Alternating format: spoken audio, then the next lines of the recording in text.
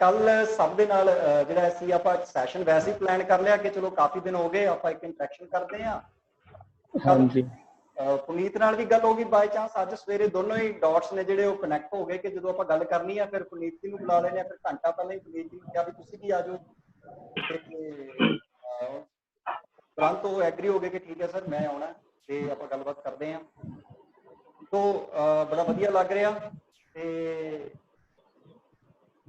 बहुत सारे स्टूडेंट्स अपने नाल इकट्ठे हो गए हैं ते आपां कमान बस दिंदे हैं पुनीत जी, इस तो बाद पुनीत जी गल शुरू करनगे। आपां जिवें पहलां गल कीती है, पहले पेपर चो पुनीत जी का 148 स्कोर आया और दूसरे चो 152 स्कोर आया।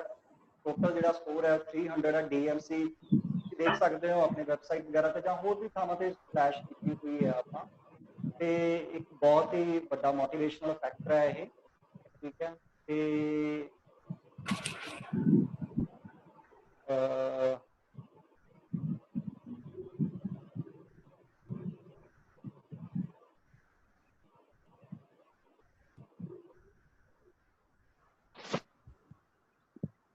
तो हो गया शब्द जो ठीक हो गया कनेक्शन?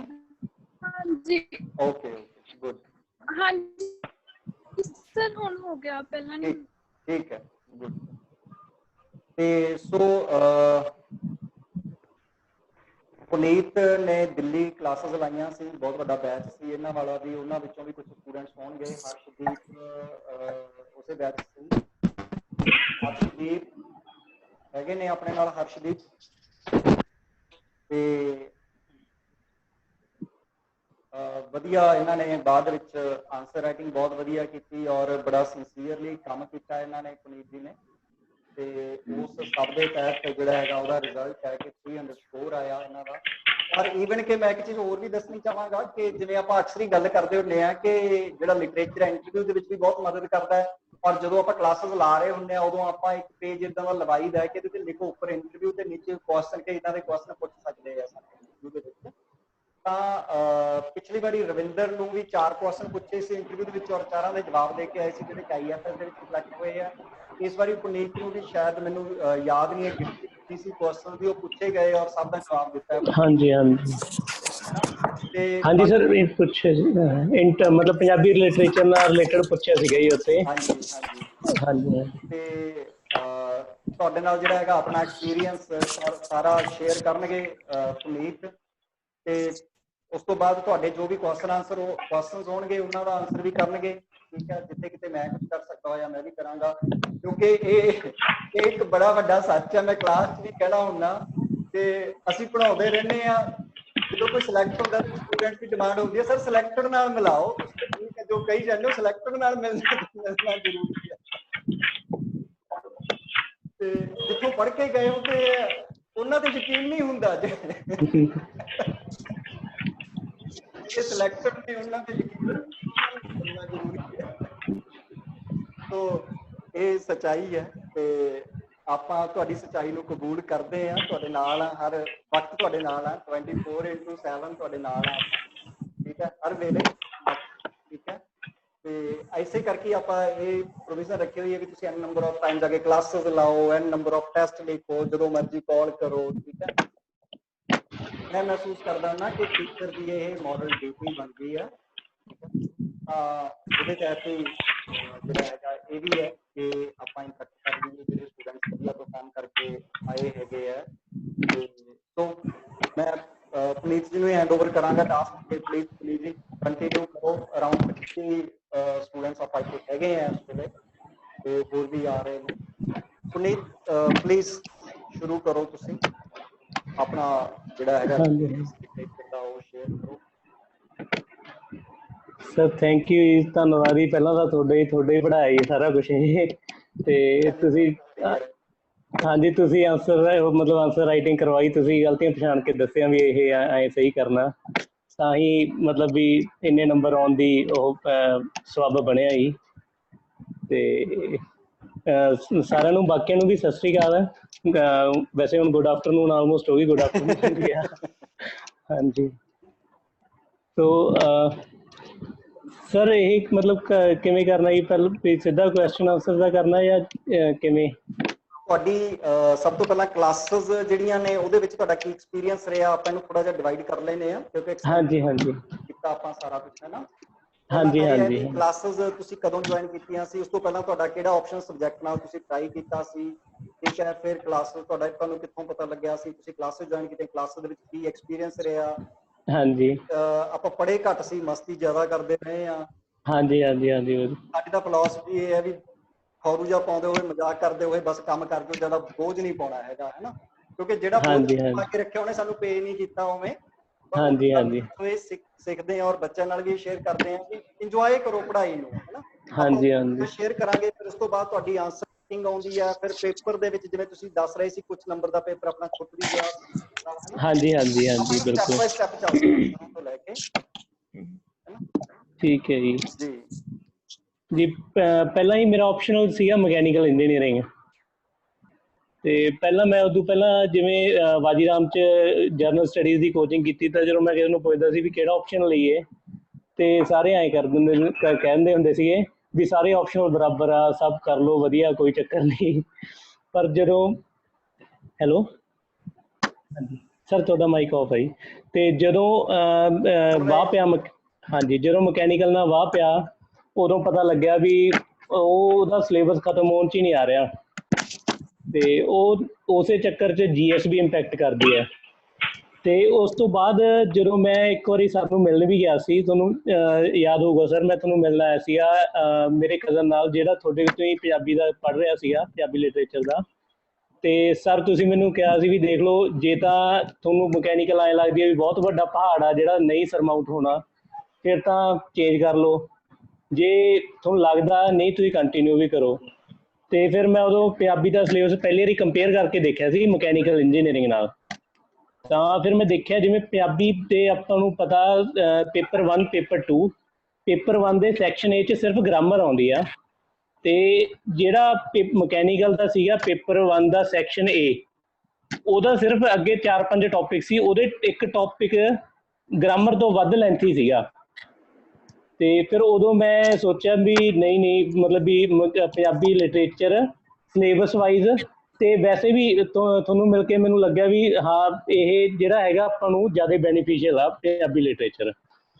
ਤੇ ਉਸ ਤੋਂ ਬਾਅਦ ਜਦੋਂ ਆਪਾਂ ਪੰਜਾਬੀ ਲਿਟਰੇਚਰ ਸ਼ੁਰੂ ਕੀਤਾ ਤੇ ਹੋਰ ਵੀ ਕਈ ਗੱਲਾਂ ਪਤਾ ਲੱਗਦੀਆਂ, ਜਿਵੇਂ ਮੇਨਸ 'ਚ ਆਂਸਰ ਰਾਈਟਿੰਗ ਦਾ ਡਾਇਰੈਕਟਲੀ ਜਰਨਲ ਸਟੱਡੀ 'ਚ ਫਾਇਦਾ ਹੁੰਦਾ, ਉਹ ਚੀਜ਼ਾਂ। ਜਾਂ ਇੰਟਰਵਿਊ 'ਚ ਵੀ ਆਪਾਂ ਗੱਲ ਕੀਤੀ ਸੀ ਵੀ ਕਿਉਂਕਿ ਇੰਟਰਵਿਊ ਮਕੈਨੀਕਲ ਕੁਐਸਚਨ ਆਨਸਰ ਨਹੀਂ ਹੁੰਦੇ, ਇੰਟਰਵਿਊ 'ਚ ਵੀ ਆਪਾਂ ਨੂੰ ਐਂ ਦੇਖਿਆ ਜਾਂਦਾ ਵੀ ਆਪਣਾ ਵਰਡ ਵਿਊ ਕਿਵੇਂ ਆਪਾਂ ਮਤਲਬ ਫਾਰਮ ਹੋਇਆ, ਤੇ ਕਿਵੇਂ ਆਪਾਂ ਕਿਸੇ ਨਾਲ ਗੱਲਬਾਤ ਕਰ ਰਹੇ ਹਾਂ, ਕਿਵੇਂ ਆਪਾਂ ਮੈਸੇਜ ਕਮਿਊਨੀਕੇਟ ਕਰ ਰਹੇ ਹਾਂ।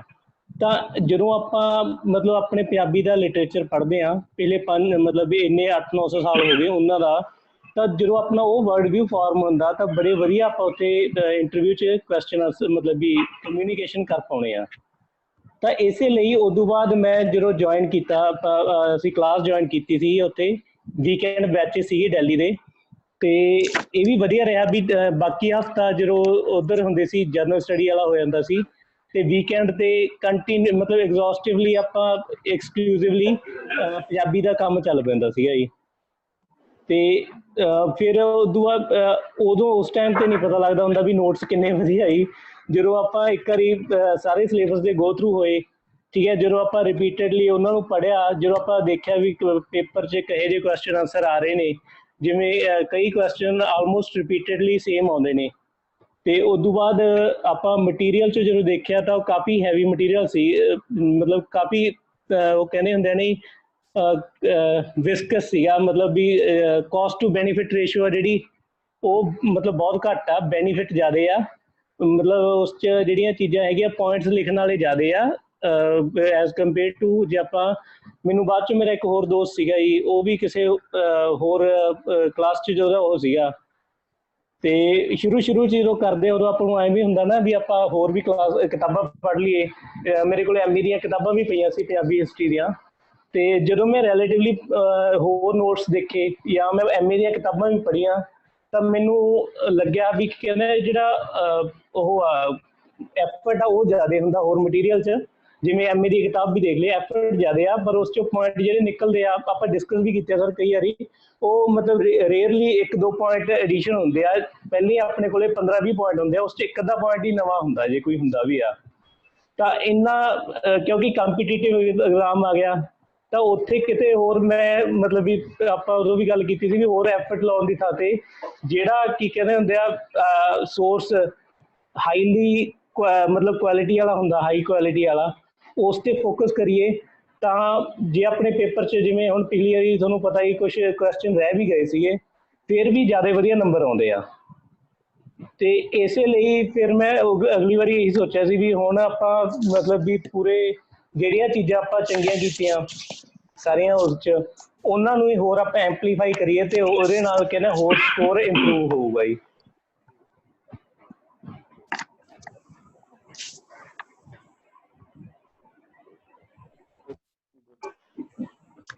ਥੋੜਾ ਜਿਹਾ ਕਲਾਸਿਸ ਵਾਲਾ ਮਾਹੌਲ ਆ ਜਿਹੜਾ ਸਾਡਾ ਉਹ ਵੀ ਸ਼ੇਅਰ ਕਰ ਦਿਓ, ਕਿਉਂਕਿ ਮੈਂ ਤਾਂ ਖੁਦ ਮਿਸ ਕਰਦਾ ਰਹਿਣਾ ਕਲਾਸਿਸ ਨੂੰ ਹਮੇਸ਼ਾ।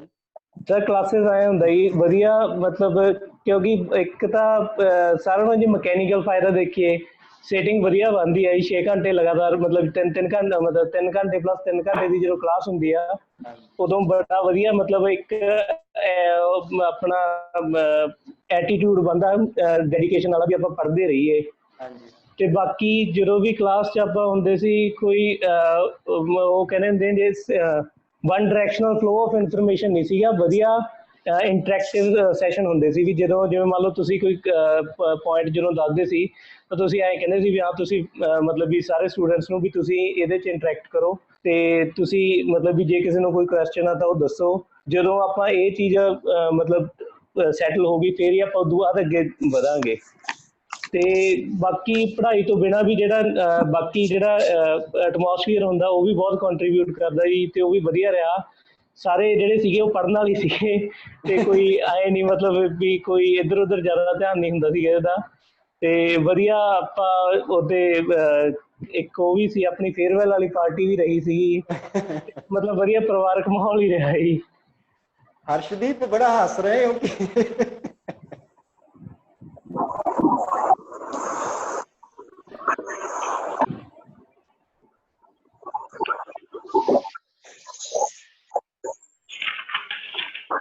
Good sir. ਬਾਕੀ ਮੈਨੂੰ ਐਂ ਲੱਗਦਾ ਜੀ ਵੀ ਸਾਰਿਆਂ ਨੂੰ ਜਿਵੇਂ ਉਸ 'ਚ ਹੀ ਆਉਂਦਾ ਹੁੰਦਾ ਗੁਰਬਾਣੀ, ਮਤਲਬ ਜਦੋਂ ਆਪਾਂ ਪੜ੍ਹਦੇ ਹਾਂ ਨਾ ਕਿਉਂਕਿ ਜਪਜੀ ਸਾਹਿਬ, ਤਾਂ ਉਸ 'ਚ ਵੀ ਕਈ ਵਾਰੀ ਜਪਜੀ ਸਾਹਿਬ 'ਚ ਆਸਾ ਦੀ ਵਾਰ, ਤੇ ਉਹਦੇ 'ਚ ਇੱਕ ਚੀਜ਼ ਆਉਂਦੀ ਮਤਲਬ ਆਸਾ ਦੀ ਵਾਰ 'ਚ ਇੱਕ ਤੁਕ ਆਉਂਦੀ ਹੁੰਦੀ ਆ, ਖੜ ਜੋ ਇਹਨੂੰ ਯਾਦ ਕਰ ਲੈਣ ਦਿਓ। ਉਦੋਂ ਪਹਿਲਾਂ ਹੀ ਆਉਂਦੇ ਇੱਕ ਸਲੋਕ ਆਉਂਦਾ ਹੁੰਦਾ ਜੀ ਉਹਦੇ 'ਚ, ਜੇ 100 ਚੰਦਾ ਉੱਗ ਵੈ ਸੂਰਜ ਚੜ੍ਹੇ 1000। ਹਾਂਜੀ ਹਾਂ, ਮਤਲਬ ਵੀ ਮੈਂ ਇਹਨੂੰ ਆਪਣੀ ਪ੍ਰੈਪਰੇਸ਼ਨ ਨਾਲ ਜੋੜ ਕੇ ਜਦੋਂ ਦੇਖਦਾ ਉਹ ਉਦੋਂ ਮੈਨੂੰ ਇਹਦੇ ਇਹ ਅਰਥ ਮਿਲਦੇ ਸੀਗੇ ਵੀ ਹਾਲਾਂਕਿ ਆਪਾਂ ਕਹੀਏ ਨਾ ਵੀ ਭਾਵੇਂ GS ਭਾਵੇਂ ਪੰਜਾਬੀ ਲਿਟਰੇਚਰ ਹਰੇਕ ਚੀਜ਼ ਦੀ ਉਹ ਹੁੰਦੀ ਆ ਵੀ ਦੁਨੀਆ 'ਚ ਬਹੁਤ ਮਟੀਰੀਅਲ ਪਿਆ ਹੁੰਦਾ, ਬਥੇਰੀਆਂ ਕਿਤਾਬਾਂ ਲਿਖ ਲਿਖ ਕੇ ਲੋਕ ਤੁਰ ਗਏ ਜੀ, ਬਥੇਰੀਆਂ ਕਿਤਾਬਾਂ ਪਈਆਂ, ਬਥੇਰੇ ਲੋਕਾਂ ਨੇ ਸਟ੍ਰੈਟਜੀਜ਼ ਲਿਖਤੀਆਂ, ਬਥੇਰੇ ਉਹ ਹੋ ਗਏ। ਇਹ ਸਾਰਾ ਵੀ ਮਤਲਬ ਵੀ ਹਜ਼ਾਰਾਂ ਸੂਰਜਾਂ ਦਾ ਚਾਨਣ ਪਿਆ, ਪਰ ਜਦੋਂ ਤੱਕ ਆਪਾਂ ਨੂੰ ਸਹੀ ਮੈਂਟਰ ਨਹੀਂ ਮਿਲਦਾ ਉਹ ਸਾਰਾ ਵੀ ਅੰਧਕਾਰ ਹੀ ਆ ਅਜੇ, ਕਿਉਂਕਿ ਆਪਾਂ ਉਹਨੂੰ ਯੂਟੀਲਾਈਜ਼ ਨਹੀਂ ਕਰ ਪਾਉਂਦੇ ਜੀ। ਮੈਂ ਇੱਥੇ ਥੋੜਾ ਜਿਹਾ ਇੰਟਰਫੇਅਰ ਕਰਨਾ ਚਾਹਾਂਗਾ ਕਿ ਗੁਰੂ ਹੈ ਨਾ ਜਿਹੜਾ, ਉਹਦੇ ਅਰਥ ਬਹੁਤ ਵੱਡੇ ਨੇ। ਹਾਂਜੀ ਹਾਂਜੀ, ਅਜੇ ਅਸੀਂ ਲੋਕ ਉਹਦੇ ਕਾਬਿਲ ਨਹੀਂ ਹੋਏ ਹੈਗੇ, ਠੀਕ ਹੈ। ਮੈਨੂੰ ਫਰੀਦ ਜੀ ਦਾ ਸ਼ਲੋਕ ਯਾਦ ਆਉਂਦਾ ਕਿ ਕਾਲੇ ਮੈਂਡੇ ਕੱਪੜੇ ਕਾਲਾ ਮੈਂਡਾ ਵੇਸ, ਗੁਨੇ ਹੀ ਭਰਿਆ ਮੈਂ ਫਿਰਾਂ ਲੋਕ ਕਹੈ ਦਰਵੇਸ਼, ਹੈ ਨਾ। ਅੱਜ ਤਾਂ ਮੇਰੇ ਆਪਣੇ ਅੰਦਰ ਹੀ ਹਜ਼ਾਰਾਂ ਹੀ ਕਮੀਆਂ ਨੇ, ਹਜ਼ਾਰਾਂ ਔਗਣ ਨੇ, ਅਜੇ ਨਹੀਂ ਉਹ ਠੀਕ ਹੈ। ਇਹ ਤਾਂ ਮੈਂ ਪਬਲਿਕਲੀ ਐਡਮਿਟ ਕਰਦਾ, ਕਲਾਸ ਦੇ ਵਿੱਚ ਵੀ ਐਡਮਿਟ ਕਰਦਾ ਵੀ ਮੈਂ ਤਾਂ ਜੇ ਬੰਦਾ ਬਣਨ ਦੀ ਕੋਸ਼ਿਸ਼ 'ਚ ਲੱਗਿਆ ਹੋਇਆ। ਤੇ ਨਾ ਗੁਰੂ ਤਾਂ ਬਹੁਤ ਵੱਡੀ ਚੀਜ਼ ਹੈ, ਠੀਕ ਹੈ। ਤੁਹਾਡਾ ਧੰਨਵਾਦ ਕਰਦਾ, ਤੁਸੀਂ ਇੰਨਾ ਫਿਰ ਵੀ ਰਿਗਾਰਡ ਦਿੰਦੇ ਹੋ, ਸਾਰੇ ਬੱਚੇ ਬਹੁਤ ਰਿਗਾਰਡ ਦਿੰਦੇ ਹੋ ਬਹੁਤ ਜ਼ਿਆਦਾ, ਪਰ ਅਜੇ ਮੈਂ ਆਪਣੇ ਆਪ ਨੂੰ ਉਹਦੇ ਕਾਬਿਲ ਨਹੀਂ ਸਮਝਦਾ ਹੈਗਾ। ਤੁਸੀਂ ਕੰਟੀਨਿਊ ਕਰੋ ਪਲੀਜ਼। ਸਰ ਨਹੀਂ, ਇਹਦੇ ਤੇ ਵੀ ਇੱਕ ਹੋਰ ਗੱਲ ਆਉਂਦੀ ਹੈ ਜੀ, ਜਿਹੜੇ ਕਹਿੰਦੇ ਨਹੀਂ ਹੁੰਦੇ ਵੀ ਅੱਜ ਦੇ ਟਾਈਮ 'ਚ ਜਿਹੜੇ ਇੰਟਲੈਕਚੁਅਲ ਆ ਉਹ ਆਪਦੇ ਆਪ ਤੇ ਡਾਊਟ ਕਰਦੇ ਆ, ਜਿਹੜੇ ਬਾਕੀ ਮਤਲਬ ਉਹ ਹੁੰਦੇ ਆ ਉਹਨਾਂ ਨੂੰ ਬਹੁਤ ਮਤਲਬ ਆਪਦੇ ਆਪ 'ਚ ਕੌਨਫੀਡੈਂਸ ਹੁੰਦਾ ਹੈ ਜੀ। ਬਾਕੀ ਸਾਡੇ ਮਤਲਬ ਆਏ ਆ ਜੀ ਕਿਉਂਕਿ ਜਿਹੜੇ ਵੀ ਮਤਲਬ ਪ੍ਰੈਪਰੇਸ਼ਨ ਕਰਨ ਲਈ ਆਉਂਦੇ ਆ ਆਪਾਂ ਮਤਲਬ ਫਿਲੋਸਫੀਕਲ ਜਾਂ ਉਸ ਪੁਆਇੰਟ ਦੇ ਜਦੋਂ ਗੁਰੂ ਦੀ ਗੱਲ ਕਰਦੇ ਹੋ ਤਾਂ ਕੀ ਗੱਲ ਹੈ ਤੁਹਾਡੀ ਬਹੁਤ ਵੱਡੀ ਉਹ ਹੋ ਗਈ। ਪਰ ਆਪਾਂ ਜੇ ਹੁਣ ਇਸੇ ਜਰਨੀ 'ਚ UPSC ਵਾਲੀ ਜਰਨੀ 'ਚ ਜੇ ਗੱਲ ਦੇਖੀਏ ਤਾਂ ਆਪਾਂ ਗੁਰੂ ਦੇ ਅਰਥ ਆਪਣੇ ਲਈ ਇੰਨੇ ਇਹ ਹੋ ਜਾਂਦੇ ਆ ਵੀ ਜੋ ਆਪਾਂ ਨੂੰ ਸਹੀ ਤਰੀਕੇ ਨਾਲ ਮੈਂਟਰ ਕਰੇ, ਜੋ ਆਪਾਂ ਨੂੰ ਮਤਲਬ ਸਹੀ ਤਰੀਕੇ ਨਾਲ ਗਾਈਡ ਕਰਕੇ ਆਪਾਂ ਨੂੰ ਆਪਣੀ ਜੇ ਗੋਲ ਆ ਉੱਥੋਂ ਤਾਈਂ ਪਹੁੰਚਾ ਸਕਣ, ਉਹ ਮਤਲਬ ਗੁਰੂ ਦੀ ਡੈਫੀਨੇਸ਼ਨ ਮੈਨੂੰ ਲੱਗਦਾ ਵੀ ਆਪਾਂ ਕਹਿ ਸਕਦੇ ਹਾਂ ਜੀ।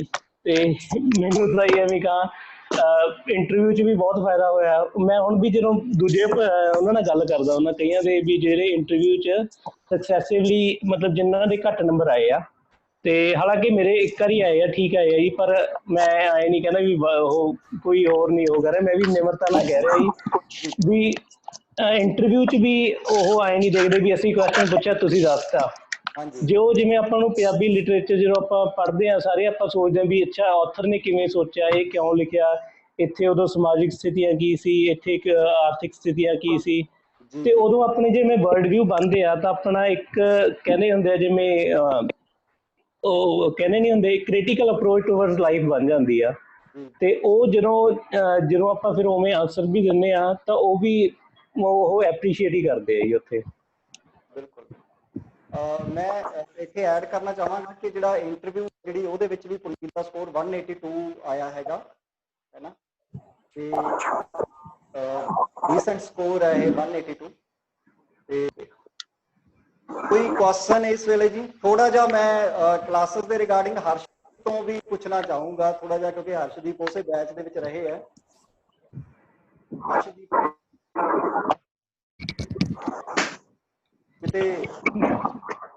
ਕਿਤੇ ਸਰ ਮੈਨੂੰ ਸਰ ਮੈਨੂੰ ਅੱਗੇ ਨਾ ਕਰੋ, ਬਹੁਤ ਲੋਕ ਬੋਲ ਚੁੱਕੇ ਆ ਸਰ ਸਾਡੇ ਜਿਹੜੇ, ਅਸੀਂ ਉਹਨਾਂ ਸ਼ਗਿਰਦ ਆ ਸਰ ਤੁਹਾਡੇ ਦੋਵਾਂ ਦੇ।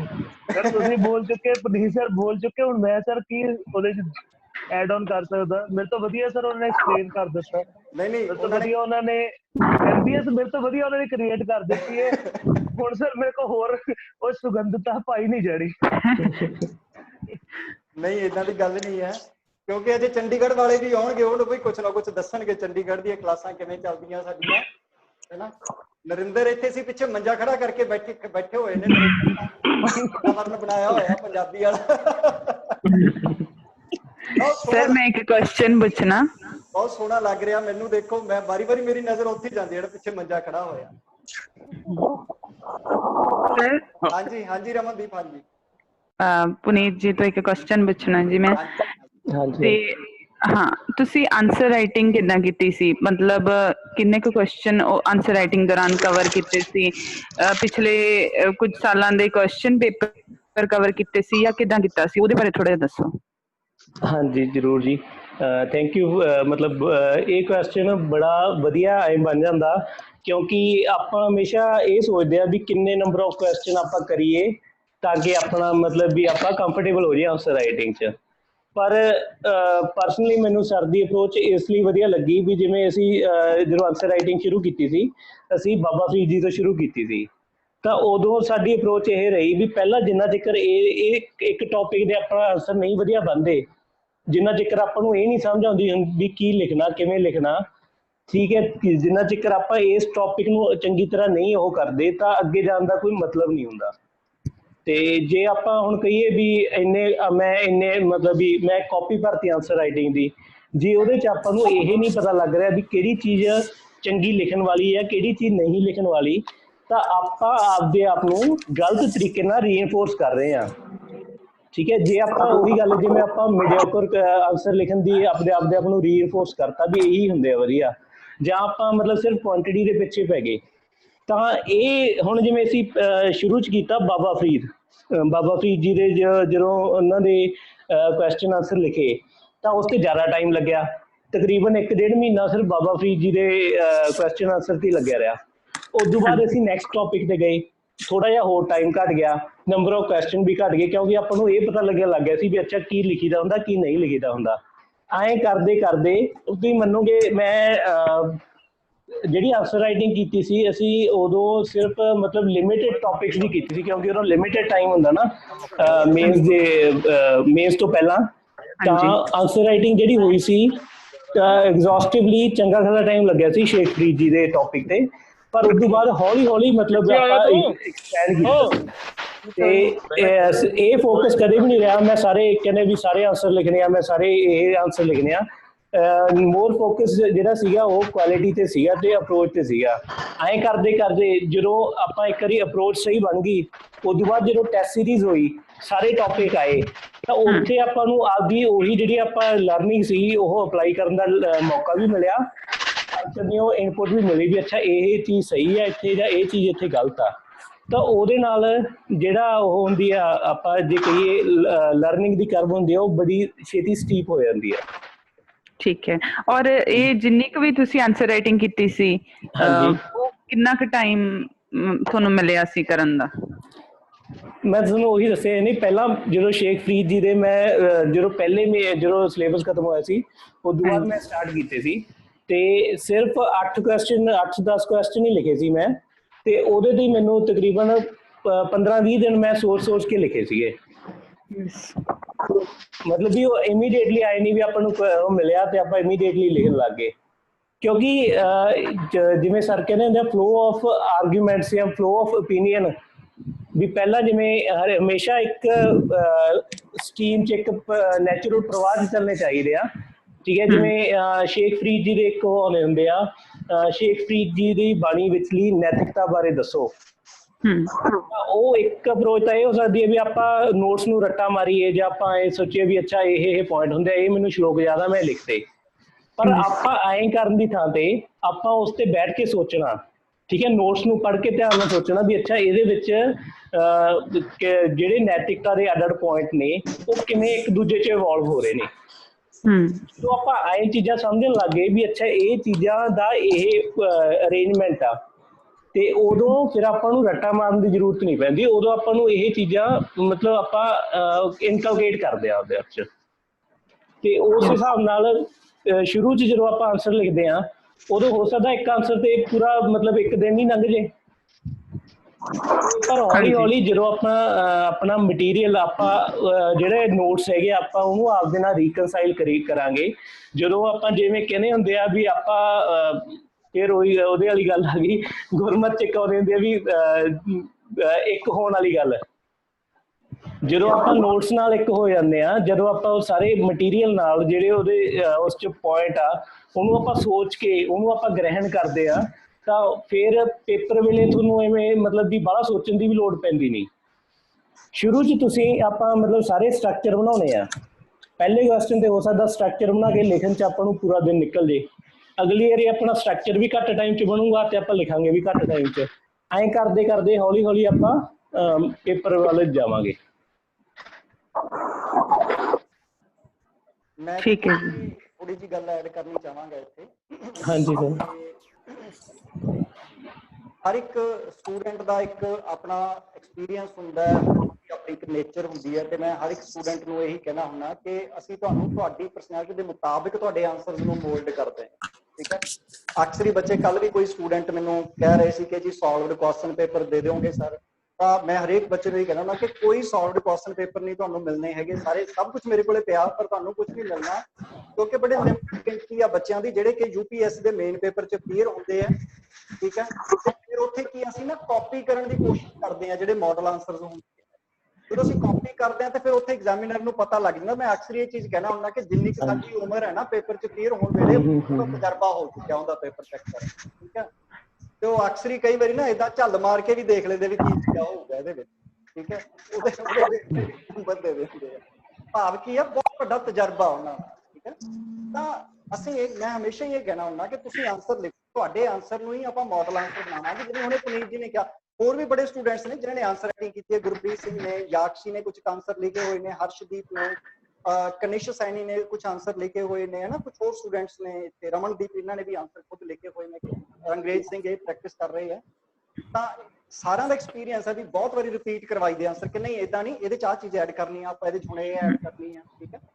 ਤਾਂ ਤੁਹਾਡੇ ਆਨਸਰ ਨੂੰ ਤੁਹਾਡੀ ਪਰਸਨੈਲਿਟੀ ਦੇ ਮੁਤਾਬਕ ਆਪਾਂ ਮੋਲਡ ਕਰਦੇ ਹਾਂ। ਜਿਵੇਂ ਹੁਣ ਵੀ ਕੁਝ ਪਿਛਲੇ ਦਿਨਾਂ 'ਚ ਬੱਚਿਆਂ ਦੇ ਕਾਲ ਆ ਰਹੀ, ਸਾਰਾ ਆਨਸਰ ਚੈਕਿੰਗ ਸ਼ੁਰੂ ਕਰ ਦਿਓ, ਆਪਾਂ ਇਸੇ ਕਰਕੇ ਕਰ ਰਹੇ ਹੈਗੇ ਕਿ ਜਦੋਂ ਪ੍ਰੀ ਦੀ ਡੇਟ ਆ ਗਈ ਨਾ ਫਿਰ ਆਪਾਂ ਪ੍ਰੀ ਬੰਨੀ ਸ਼ਿਫਟ ਹੋ ਜਾਾਂਗੇ, ਫਿਰ ਉਹਨੂੰ ਕੰਟੀਨਿਊ ਨਹੀਂ ਕਰ ਪਾਵਾਂਗੇ। ਕਿਉਂਕਿ ਮੈਂ ਹਮੇਸ਼ਾ ਹੀ ਕਹਿਣਾ ਹੁੰਦਾ ਕਿ ਜਦੋਂ ਆਨਸਰ ਰਾਈਟਿੰਗ ਕਰਨੀ ਹੈ ਤਾਂ ਆਪਾਂ 3 ਮਹੀਨੇ ਘੱਟੋ ਘੱਟ ਆਨਸਰ ਰਾਈਟਿੰਗ ਕਰੀਏ, ਫਿਰ ਆਪਣੇ ਸਾਹਮਣੇ ਇੰਪਰੂਵਮੈਂਟਸ ਵਧੀਆ ਤਰੀਕੇ ਨਾਲ ਆਉਣਗੀਆਂ। ਤੇ ਉਹਨਾਂ ਹੀ ਚੀਜ਼ਾਂ ਦੇ ਵਿੱਚੋਂ ਜਦੋਂ ਆਪਾਂ ਗੱਲ ਕਰਦੇ ਹਾਂ, ਹਰੇਕ ਸਟੂਡੈਂਟ ਦਾ ਆਪਣਾ ਆਪਣਾ ਐਕਸਪੀਰੀਅੰਸ ਹੁੰਦਾ, ਬੈਕਗ੍ਰਾਉਂਡ ਹੁੰਦੀ ਹੈ। ਜਨਰਲੀ ਸਾਡੀ ਸਕੂਲਿੰਗ ਦੇ ਦੌਰਾਨ ਇਹ ਕਮੀ ਰਹਿੰਦੀ ਹੈ ਕਿ ਸਾਡੀਆਂ ਰਾਈਟਿੰਗ ਸਕਿੱਲਸ ਨੇ ਜਿਹੜੀਆਂ, ਉਹਨਾਂ ਤੇ ਅਸੀਂ ਸਕੂਲਿੰਗ ਦੇ ਵਿੱਚ ਕਦੇ ਧਿਆਨ ਨਹੀਂ ਦਿੰਦੇ। ਉਹਨਾਂ ਦੀਆਂ ਰਾਈਟਿੰਗ ਸਕਿੱਲਸ ਤੇ ਮਾਸ਼ਾਅੱਲਾ ਹੀ ਹੁੰਦੀਆਂ ਨੇ, ਹੈ ਨਾ। ਤੇ ਮੋਸਟਲੀ ਸਾਡੇ ਤੋਂ ਜ਼ਿਆਦਾ ਇੰਜੀਨੀਅਰ ਹੁੰਦੇ, ਕਿਉਂਕਿ ਮੈਂ ਖੁਦ ਵੀ ਇੰਜੀਨੀਅਰ ਹਾਂ, ਤਾਂ ਮੈਨੂੰ ਪਤਾ ਹੈ ਉਸ ਚੀਜ਼ ਦਾ। ਕਿਉਂਕਿ ਸ਼ਾਮ ਨੂੰ 5 ਵਜੇ ਪੇਪਰ ਤੋਂ 1 ਦਿਨ ਪਹਿਲਾਂ ਤਾਂ ਅਸੀਂ ਇਹ ਦੇਖ ਰਹੇ ਹੁੰਦੇ ਵੀ ਸਿਲੇਬਸ ਕੀ ਆ, ਫਿਰ ਉਸ ਤੋਂ ਬਾਅਦ ਦੇਖ ਰਹੇ ਹੁੰਦੇ ਕਿਤਾਬ ਕਿੱਥੋਂ ਮਿਲੂਗੀ ਤੇ ਨੋਟਸ ਕਿੱਥੋਂ ਮਿਲਣਗੇ। ਦੇਖੋ, ਵਧੀਆ ਇੰਜੀਨੀਅਰ ਹੈ ਜਿਹੜਾ ਸ਼ਾਮ ਨੂੰ 5 ਵਜੇ ਕੰਮ ਸ਼ੁਰੂ ਕਰਦਾ ਤੇ ਸਵੇਰੇ 9 ਵਜੇ ਪੇਪਰ ਦੇ ਕੇ ਪਾਸ ਵੀ ਹੋ ਜਾਂਦਾ, ਉਹ ਸਭ ਤੋਂ ਵਧੀਆ ਇੰਜੀਨੀਅਰ ਹੁੰਦਾ ਹੈ। ਤੇ ਇਹਦੇ ਵਿੱਚ ਮੈਂ ਇੱਕ ਚੀਜ਼ ਕਹਿਣੀ ਚਾਹਾਂਗਾ ਕਿ ਪੁਨੀਤ ਦਾ ਜਿਹੜਾ ਐਕਸਪੀਰੀਅੰਸ ਹੈ, ਪੁਨੀਤ ਦੀ ਜਿਹੜੀ ਨੇਚਰ ਹੈ, ਹਰ ਇੱਕ ਸਟੂਡੈਂਟ ਦੀ ਇੱਕ ਨੇਚਰ ਹੁੰਦੀ ਹੈ, ਉਹਨਾਂ ਦੀ ਨੇਚਰ ਫਿਲਾਸਫੀਕਲ। ਪੁਨੀਤ ਨੂੰ ਰੀਕਾਲ ਹੋ ਗਈ ਹੋਏਗੀ ਗੱਲ ਜਿਹਦੇ ਤੇ ਮੈਂ ਜਾ ਰਿਹਾ। ਇਹਨਾਂ ਦੇ ਜਿਹੜੇ ਆਨਸਰ ਸੀ ਨਾ, ਸ਼ੁਰੂ ਚ ਬਹੁਤ ਹੀ ਫਿਲਾਸਫੀਕਲ ਹੁੰਦੇ ਸੀ, ਬਹੁਤ ਜ਼ਿਆਦਾ ਗਹਿਰਾਈ। ਈਵਨ ਕਿ 2-3 ਸਟੂਡੈਂਟਸ ਨੇ ਵੀ ਆਨਸਰ ਦੇਖ ਲਏ ਪਹਿਲੀ ਵਾਰ, ਤਾਂ ਅਸੀਂ ਜਦੋਂ ਚੈੱਕ ਕਰ ਰਹੇ ਸੀ ਨਾ, ਤਾਂ ਇੱਕ ਗੋਲ ਚੱਕਰ ਬਣਾ ਕੇ ਬੈਠੇ ਹੋਏ ਸੀ। ਮੇਰੇ ਸਾਹਮਣੇ ਹੁਣ ਵੀ ਸੀਨ ਆਈ ਜਾਂਦਾ ਦਿੱਲੀ। 2-3 ਹੋਰ ਇਹਨਾਂ ਦੇ ਬੈਚ ਦੇ ਸਟੂਡੈਂਟਸ ਬੈਠੇ ਹੋਏ ਸੀ, ਉਹ ਕਹਿੰਦੇ ਸਰ ਸਾਡੀ ਕਹਾਣੀ ਤਾਂ ਗਈ ਫਿਰ, ਜੇ ਇਹ ਆਨਸਰ ਲਿਖਣੇ ਆ ਤਾਂ, ਹੈ ਨਾ। ਤੇ ਹੋਇਆ ਕਿਸੇ ਬਾਅਦ ਵਿੱਚ ਅਸੀਂ ਈਵਨ ਕਿ ਪੁਨੀਤ ਨਾਲ ਇਹ ਗੱਲਾਂ ਹੋਈਆਂ ਸੀ ਕਿ ਪੁਨੀਤ ਐਡੀ ਫਿਲਾਸਫੀ ਨਹੀਂ ਲੈ ਕੇ ਆਉਣੀ, ਆਪਾਂ ਬੜੇ ਇੱਕ ਕਾਮਨ ਸੈਂਸ ਬੇਸਡ ਕੁਐਸਚਨਸ ਲਿਖਣੇ ਹੈਗੇ ਆ। ਨਹੀਂ ਪੁਨੀਤ, ਆਪਾਂ ਵਾਪਸ ਆਏ ਸੀ ਉਹ ਸਿੰਪਲ ਲੈਵਲ ਦੇ ਆਨਸਰ ਲਿਖਣੇ ਆ। ਹਾਂਜੀ। ਤਾਂ ਉਹ ਚੀਜ਼ ਹੈਗੀ ਆ। ਸੋ ਇਹਨਾਂ ਪੁਨੀਤ ਦੀ ਜਿਹੜੀ ਰਾਈਟਿੰਗ ਸਕਿੱਲਸ ਹੈਗੀ, ਇਹਨਾਂ ਨੂੰ ਆਪਾਂ ਉੱਥੋਂ ਇੰਪਰੂਵ ਕੀਤਾ, ਫਿਰ ਕੇ ਫਿਲਾਸਫੀ ਦੀ ਬਜਾਏ ਬੜੇ ਸਿੰਪਲ ਆਨਸਰ ਆਪਾਂ ਉਹਦੇ ਚ ਲਿਖਣੇ। ਤੇ ਸਿੰਪਲ ਤੋਂ ਭਾਵ ਅਸੀਂ ਇਹ ਨਹੀਂ ਲੈ ਕੇ ਚੱਲ ਪੈਣਾ ਕਿ ਆਮ ਬੰਦੇ ਦੀ ਭਾਸ਼ਾ ਸਿਰਫ, ਕਿਉਂਕਿ ਹਰ ਇੱਕ ਜਿਹੜਾ ਉਹਦੀ ਕੀ ਟਰਮੀਨੋਲੋਜੀ ਹੁੰਦੀ ਹੈ, ਉਹ ਟਰਮੀਨੋਲੋਜੀ ਜ਼ਰੂਰ ਹੋਣੀ ਚਾਹੀਦੀ ਹੈ। ਔਰ ਉਸ ਟਰਮੀਨੋਲੋਜੀ ਤੇ ਮੈਨੂੰ ਬੜੀ ਖੁਸ਼ੀ ਹੁੰਦੀ ਹੈ ਕਿ ਮੈਂ ਹਰੇਕ ਬੈਚ ਦੇ ਸ਼ੁਰੂ ਚ ਇਹ ਕਹਿਣਾ ਹੁੰਦਾ ਕਿ ਮੈਂ ਤੁਹਾਨੂੰ ਇਹ ਗਰੰਟੀ ਦਿੰਦਾ ਕਿ ਜਿਹੜੀ ਪੰਜਾਬੀ ਦੀ ਟਰਮੀਨੋਲੋਜੀ ਹੈ, ਜਿਸ ਦਿਨ ਤੁਸੀਂ ਅਖੀਰਲੇ ਦਿਨ ਤੋਂ ਜਾ ਰਹੇ ਹੋਵੋਗੇ, ਮਜ਼ਾਕ ਕਰੋਗੇ ਇਸ ਟਰਮੀਨੋਲੋਜੀ ਚ ਇੱਕ ਦੂਜੇ ਨੂੰ, ਹੈ ਨਾ। ਬੜਾ ਰਹੱਸਵਾਦੀ ਹੋਇਆ ਫਿਰਦਾ, ਬੜਾ ਰੋਮਾਂਸਵਾਦੀ ਹੋ ਗਿਆ, ਬੜਾ ਅਧਿਆਤਮਕ ਹੋ ਗਿਆ। ਤੇ ਉਹ ਸਾਡੀਆਂ ਗੱਲਾਂ ਦੇ ਵਿੱਚ ਆਉਣੀ ਸ਼ੁਰੂ ਹੋ ਜਾਂਦੀ ਹੈ, ਸਟੂਡੈਂਟ ਦੀਆਂ ਗੱਲਾਂ ਦੇ ਵਿੱਚ ਅਖੀਰਲੇ ਦਿਨ। ਕਿਉਂਕਿ ਉਹ ਟਰਮੀਨੋਲੋਜੀ ਜਦੋਂ ਤੁਹਾਡੀਆਂ ਆਮ ਗੱਲਾਂ ਚ ਵੱਸ ਗਈ, ਤਾਂ ਮੈਨੂੰ ਏਦਾਂ ਲੱਗਦਾ ਬਸ ਮੈਂ ਕਾਮਯਾਬ ਹੋ ਗਿਆ। ਤਾਂ ਇਹ ਚੀਜ਼ ਹੈਗੀ ਆ। ਸੋ ਫਿਲਾਸਫੀਕਲ ਜਿਹੜੇ ਆਨਸਰ ਸੀ ਪੁਨੀਤ ਜੀ ਦੇ, ਉਹਨਾਂ ਤੋਂ ਅਸੀਂ ਬੜੇ ਸਿੰਪਲ ਆਨਸਰ ਇੰਪਰੂਵ ਕੀਤੇ। ਸੋ ਇਹ ਇੱਕ ਚੀਜ਼ ਖਾਸ ਰਹੀ ਜੀ। ਨੈਕਸਟ ਕੁਐਸਚਨ ਕੋਈ ਹੋਰ ਸਟੂਡੈਂਟ ਕੋਈ ਸਰ, ਇਹਦੇ ਚ ਮੈਂ ਇੱਕ ਨਿੱਕੀ ਜੀ ਗੱਲ ਕਹਿਣੀ ਚਾਹੁੰਦਾ ਸੀਗਾ ਜੀ। ਵੀ ਸਰ, ਇਹ ਜੋ ਆਪਾਂ ਕਹਿੰਦੇ ਹਾਂ ਨਾ ਵੀ ਜਿਵੇਂ ਇਹ ਗੱਲ ਹੈਗੀ ਆ ਵੀ ਮਾਡਲ ਆਨਸਰ ਆਪਾਂ ਨੂੰ ਮਿਲ ਜਾਣ ਤਾਂ ਆਪਾਂ ਮਤਲਬ ਵੀ ਉਵੇਂ ਕਰੀਏ, ਉਹ ਕਰ ਲਈਏ। ਹਿਊਮੈਨਿਟੀ ਸਬਜੈਕਟ ਦੇ ਜਿਹੜੇ ਵੀ ਕੁਐਸਚਨ ਆਉਂਦੇ ਆ, ਉਹਨਾਂ ਨੂੰ ਆਪਾਂ ਜੇ ਇਹ ਐਂ ਕਰਨ ਲੱਗ ਜੇ ਤਾਂ ਇੱਕ ਬੜਾ ਉਹ ਆਪਣਾ ਉਹ ਬਣ ਜਾਂਦਾ ਜੀ। ਕਿਉਂਕਿ ਇਹ ਕੁਐਸਚਨ ਬੜੇ ਸੋਚਣ ਵਾਲੇ ਹੁੰਦੇ ਆ ਜੀ। ਮਾੜੇ ਮਾੜੇ ਜਿਹੇ ਫਰਕ ਨਾਲ ਇੱਕ ਦੇ ਵਰਡ ਨਾਲ ਸਾਰਾ ਕੁਐਸਚਨ ਹੀ ਚੇਂਜ ਹੋ ਜਾਂਦਾ। ਤੇ ਜੇ ਆਪਾਂ ਸਿਰਫ ਇਸ ਅਪਰੋਚ ਤੇ ਚੱਲੀਏ ਵੀ ਆਪਾਂ ਨੂੰ ਕੁਐਸਚਨ ਆਨਸਰ ਮਿਲ ਜਾਣ, ਆਪਾਂ ਉਵੇਂ ਕਰ ਲਾਂਗੇ, ਤਾਂ ਉਹ ਕਹਿੰਦੇ ਨਹੀਂ ਹੁੰਦੇ ਵੀ ਮਾਈਲਸ ਅਵੇ ਫਰੋਮ ਦੀ ਡਾਇਰੈਕਸ਼ਨ ਜਿਹੜੀ ਚ ਉਹਨਾਂ ਨੇ ਪੁੱਛਿਆ, ਆਪਾਂ ਉੱਥੇ ਪਹੁੰਚ ਜਾਂਦੇ ਆ। ਬਾਕੀ ਉਹ ਗੱਲ ਸਹੀ ਹੈ ਜੀ। ਪਹਿਲਾਂ ਮੈਂ ਜਿਹੜੇ ਆਨਸਰ ਜਿਹੜੇ ਮੇਰੇ ਹੁੰਦੇ ਸੀ, ਮੈਂ ਉਹ ਸਿਰਫ ਐਂ ਲਿਖਦਾ ਹੁੰਦਾ ਵੀ ਫਿਲਾਸਫੀਕਲ ਪੁਆਇੰਟ ਵੀ ਆਪਾਂ ਕਿਵੇਂ ਸੋਚਣਾ, ਕਿਵੇਂ ਇਹ ਆ। ਪਰ ਸਰ ਨੇ ਉਸ ਤੋਂ ਬਾਅਦ ਮੈਨੂੰ ਇਹ ਕਿਹਾ ਵੀ ਕੰਕਰੀਟ ਪੁਆਇੰਟ ਹੋਣੇ ਵਿੱਚ ਜ਼ਰੂਰੀ ਆ, ਜਿਹਦੇ ਨਾਲ ਆਪਾਂ ਨੂੰ ਇਹ ਮਤਲਬ ਐਸਟੈਬਲਿਸ਼ ਹੋ ਜਾਏ ਵੀ ਹਾਂ ਆਪਾਂ ਪੜ੍ਹ ਕੇ ਲਿਖ ਰਹੇ ਆ, ਸੋਚ ਕੇ ਨਹੀਂ ਲਿਖ ਰਹੇ। ਵੀ ਪ੍ਰੋਪਰ ਉਹਦੇ ਜਿਵੇਂ ਆਪਾਂ ਕਹਿੰਦੇ ਹੁੰਦੇ ਨਾ ਫੈਕਚੁਅਲ ਇਨਫੋਰਮੇਸ਼ਨ, ਜਿਵੇਂ ਆਪਾਂ ਪੋਲਿਟੀ 'ਚ ਲਿਖਦੇ ਹੁੰਦੇ ਆ ਵੀ ਇੱਕ ਤਾਂ ਆਪਾਂ ਸਿੱਧਾ ਲਿਖਤਾ ਵੀ ਡੈਮੋਕ੍ਰੇਸੀ ਦੇ ਪ੍ਰਿੰਸੀਪਲ ਵੈਸੇ ਲਿਖਤੇ, ਜੇ ਜਾਂ ਫਿਰ ਇੱਕ ਆਪਾਂ ਹੈਗਾ ਵੀ ਕੰਸਟੀਟਿਊਸ਼ਨ ਦੇ ਜਿਹੜੇ ਆਰਟੀਕਲ ਆ ਉਹਨਾਂ ਨੂੰ ਮੈਂਸ਼ਨ ਕਰਕੇ ਆਪਾਂ ਜਦੋਂ ਲਿਖਦੇ ਆ, ਤਾਂ ਉਹੀ ਜਿਹੜੀ ਹੁੰਦੀ ਆ ਚੀਜ਼ ਸਿੰਪਲ ਵੀ ਰਹਿੰਦੀ ਆ ਤੇ ਸਿੰਪਲ ਨਾ ਹੋ ਕੇ ਉਹ ਖਾਸ ਵੀ ਬਣ ਜਾਂਦੀ ਹੈ। ਸਰ, ਮੈਂ ਇੱਕ ਹੋਰ ਕੁਐਸਚਨ ਪੁੱਛਣਾ ਚਾਹੁੰਦੀ ਹਾਂ। ਹਾਂਜੀ। ਜਦੋਂ ਇੱਕ ਤੁਸੀਂ ਤਿਆਰੀ ਕਰਕੇ ਗਏ ਸੀ ਫੁੱਲ ਫਲੈਜਡ, ਤੇ ਜਦੋਂ ਤੁਸੀਂ ਐਗਜ਼ਾਮ ਦੌਰਾਨ ਐਗਜ਼ਾਮ ਲਿਖਣਾ ਸੀ, ਉਦੋਂ ਕੀ ਕੰਪਲੀਕੇਸ਼ਨਸ ਆਈਆਂ ਵੀ ਤੁਸੀਂ ਜਿਹੜੀ ਸਾਨੂੰ ਦੱਸਣਾ ਚਾਹੁੰਦੇ ਹੋ ਵੀ ਆਹ ਉੱਥੇ ਪ੍ਰੋਬਲਮਸ ਆ ਜਾਂਦੀਆਂ ਹੁੰਦੀਆਂ ਨੇ, ਆਹ ਪੋਸੀਬਿਲਿਟੀਜ਼ ਬਣ ਸਕਦੀਆਂ ਹੁੰਦੀਆਂ ਨੇ, ਤੁਸੀਂ ਇਹਨਾਂ ਦਾ ਖਿਆਲ ਰੱਖਿਓ, ਉਹ ਦੱਸੋ। ਸਾਰਿਆਂ ਨਾਲੋਂ ਵੱਡੀ ਤਾਂ ਇੱਕੋ ਹੀ ਉਹ ਆ, ਜਿਵੇਂ ਵੀ ਜਿਹੜਾ ਤੁਹਾਡਾ ਸਿਲੇਬਸ ਆ ਉਹ ਪਹਿਲਾਂ ਤੁਸੀਂ ਟਾਈਮਲੀ ਰਿਵਾਈਜ਼ ਕਰਕੇ ਜਾਣਾ। ਠੀਕ ਹੈ। ਮਤਲਬ ਐਂ ਨਹੀਂ ਹੋਣਾ ਚਾਹੀਦਾ ਵੀ ਆਪਾਂ ਕਿਸੇ ਟੌਪਿਕ ਨੂੰ ਇੰਡੈਫੀਨੇਟਲੀ ਪੋਸਟਪੋਨ ਕਰੀ ਜਾਈਏ। ਐਂਡ ਸੈਕੰਡਲੀ, ਆਨਸਰ ਰਾਈਟਿੰਗ ਤੋਂ ਬਿਨਾਂ ਤਾਂ ਕੋਈ ਗੱਲ ਹੈ ਹੀ ਨਹੀਂ। ਆਨਸਰ ਰਾਈਟਿੰਗ ਤੋਂ ਬਾਅਦ ਵੀ ਆਪਾਂ ਫੁੱਲ ਫਲੈਜ ਪੇਪਰ ਲਿਖਣੇ ਬਹੁਤ ਜ਼ਰੂਰੀ ਹੈ। ਕਿਉਂਕਿ ਜੇ ਆਉਂਦਾ ਵੀ ਹੋਵੇ ਕੁਛ ਰਹਿ ਜੇ। ਮੇਰੇ ਜਦੋਂ ਪਹਿਲਾ ਪੇਪਰ ਹੋਇਆ ਸੀ ਇਹ, ਤਾਂ ਮੇਰੇ ਇੱਕ ਕਿਉਂਕਿ ਵੈਸੇ ਵੀ ਥੋੜ੍ਹੇ ਕੁਐਸਚਨ ਉਹ ਜ਼ਿਆਦਾ ਕੰਪਲੀਕੇਟਡ ਸੀਗੇ, ਪਰ ਉਹ ਰਹਿ ਗਏ ਸੀਗੇ। ਤੇ ਇਸ ਲਈ ਜਿੰਨੇ ਨੰਬਰ ਆਫ ਟੈਸਟ ਹੋ ਸਕਦੇ ਆਪਾਂ ਉਹਨਾਂ ਨੂੰ ਦੇਈਏ, ਤੇ ਆਪਣੀ ਸਪੀਡ ਦਾ ਕੋਈ ਉਹ ਨਹੀਂ ਹੋਣਾ ਚਾਹੀਦਾ ਵੀ ਆਪਾਂ ਸਪੀਡ ਦਾ ਉਹ ਰਹਿ ਜੇ। ਐਂਡ ਸੈਕੰਡਲੀ ਇੱਕ ਜਦੋਂ ਆਪਾਂ ਹੁਣ ਆਏ ਹੁੰਦਾ ਨਾ ਵੀ ਆਪਣੇ ਕੋਲ ਹੁਣ ਆਪਾਂ ਨੂੰ ਲੱਗਦਾ ਵੀ ਹੁਣ ਮੇਰੇ ਕੋਲ ਪੂਰਾ ਖੁੱਲਾ ਟਾਈਮ ਆ, ਹੁਣ ਮੈਂ ਸਾਰਾ ਕੁਛ ਹੀ ਕਰੂੰਗਾ, ਤਾਂ ਆਪਣੀ ਇਹ ਅਪਰੋਚ ਹੁੰਦੀ ਆ ਵੀ ਆਪਾਂ ਜਿਵੇਂ ਸ਼ੇਖ ਫਰੀਦ ਜੀ ਦੇ ਸਾਰੇ ਜਿੰਨੇ ਵੀ ਕੋਟਸ ਆ ਸਾਰੇ ਯਾਦ ਕਰਨ ਦੀ, ਜਾਂ ਆਪਾਂ ਇਹ ਕਹਾਂਗੇ ਜਿਵੇਂ ਉਹਨਾਂ ਦੇ 100 ਆਪਾਂ ਪੜ੍ਹਦੇ ਨੇ 112 ਪਲੱਸ 18 ਉਹਨਾਂ ਦੇ 130 ਕੋਟਸ ਆਉਂਦੇ ਨੇ, ਤੇ ਆਪਾਂ ਨੂੰ ਐ ਹੁੰਦਾ ਵੀ ਆਪਾਂ 50-60 ਕਰ ਲਈਏ, ਆਪਾਂ 40-50 ਕਰ ਲਈਏ, ਜੋ ਕਿ ਫਿਰ ਉੱਥੇ ਜਾ ਕੇ ਉਹ ਸਾਰੇ ਇੰਟਰਮਿਕਸ ਹੋ ਜਾਂਦੇ। ਮਤਲਬ ਇਕੱਲੇ ਇਹ ਨਹੀਂ, ਉਦੋਂ ਬਾਅਦ ਆਪਣੇ ਕੋਲੇ ਜਪਜੀ ਸਾਹਿਬ, ਆਸਾ ਦੀ ਵਾਰ, 12ਵਾਂ, ਵਾਰਿਸ ਸ਼ਾਹ ਦੀ ਹੀਰ ਆ, ਤੇ ਬੁੱਲੇ ਸ਼ਾਹ ਦੀਆਂ ਕਵਿਤਾਵਾਂ, ਧਨੀ ਰਾਮ ਚਾਤਰੀ ਦੀਆਂ ਕਵਿਤਾਵਾਂ। ਤਾਂ ਆਪਾਂ ਨੂੰ ਲੋੜ ਹੁੰਦੀ ਹੈ ਇੰਪੋਰਟੈਂਟ ਕੋਰਸ ਨੂੰ ਯਾਦ ਕਰਨ ਦੀ। ਤੇ ਉਹਦਾ ਇੱਕ ਤਾਂ ਇਹ ਹੋ ਸਕਦਾ ਵੀ ਲੰਬਾ ਰਸਤਾ ਇਹ ਆ ਵੀ ਆਪਾਂ ਉਹਨਾਂ ਨੂੰ ਇੰਨੀ ਵਾਰੀ ਪੜ੍ਹੀ, ਆਪਾਂ ਨੂੰ ਪਤਾ ਲੱਗੇ ਵੀ ਅੱਛਾ ਇਹ ਕੋਰਸ ਮੈਨੂੰ ਵਧੀਆ ਲੱਗ ਰਹੇ ਨੇ, ਵੀ ਇਹ ਕੋਰਸ ਇੰਪੋਰਟੈਂਟ ਨੇ। ਜਾਂ ਜਿਵੇਂ ਆਪਾਂ ਨੂੰ ਜਿਹੜੇ ਨੋਟਸ 'ਚ ਆਪਾਂ ਨੂੰ ਮਿਲਣਗੇ ਕੋਰਸ, ਉਹਨਾਂ ਨੂੰ ਆਪਾਂ ਦੁਬਾਰੇ ਯਾਦ ਕਰੀਏ ਤਾਂ ਕਿ ਉਹ ਰੈਡੀਲੀ ਯੂਜ਼ੇਬਲ ਨੇਚਰ 'ਚ ਆਪਣੇ ਦਿਮਾਗ 'ਚ ਪਏ ਹੋਣ। ਠੀਕ ਹੈ ਜੀ। ਹਾਂਜੀ, ਕੋਈ ਹੋਰ ਸਟੂਡੈਂਟ ਕੁਐਸਚਨ ਪੁੱਛਣਾ ਚਾਹੁੰਦੇ ਹੋ?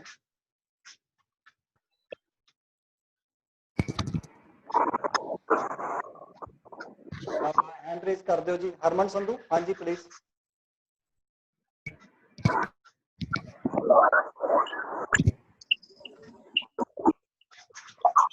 हाँ जी प्लीज हरमन संधू। हाँ जी।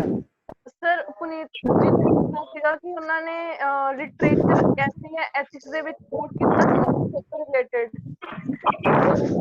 थोड़ी ना डिस्टर्बेंस आ रही है जी किसी स्टूडेंट वालों, थोड़ी किसी आ रही है डिस्टर्बेंस, प्लीज। ऋषभ कुमार जी वालों आ रही है। हाँ जी, हाँ जी। ऋषभ कुमार। ऋषभ जी,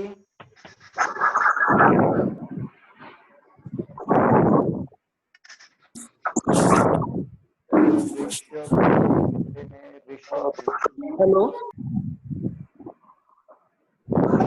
नहीं ऋषभ जी, हरमन दोबारा एक बार रिपीट करो क्वेश्चन। ਹਾਂਜੀ ਸਰ ਪੁਨੀਤ ਜੀ ਤੋਂ ਪੁੱਛਣਾ ਸੀਗਾ, ਇਹਨਾਂ ਨੇ ਮੇਨਸ ਦੇ ਵਿੱਚ ਐਥਿਕਸ ਜਾਂ ਐਸੇ ਦੇ ਵਿੱਚ ਪੰਜਾਬੀ ਲਿਟਰੇਚਰ ਨੂੰ ਕਿਤੇ ਕੋਟ ਕੀਤਾ, ਮਤਲਬ ਉਹਦੇ ਆਥਰਸ ਕੋਟ ਕੀਤੇ ਸੀਗੇ, ਜਿਵੇਂ ਆਪਾਂ ਫਰੀਦ ਸਾਹਿਬ ਨੂੰ ਕੋਟ ਕਰ ਸਕਦੇ ਹਾਂ? ਜੀ ਜੀ ਜੀ। ਹੈਲੋ। ਹਾਂਜੀ ਪੁਨੀਤ।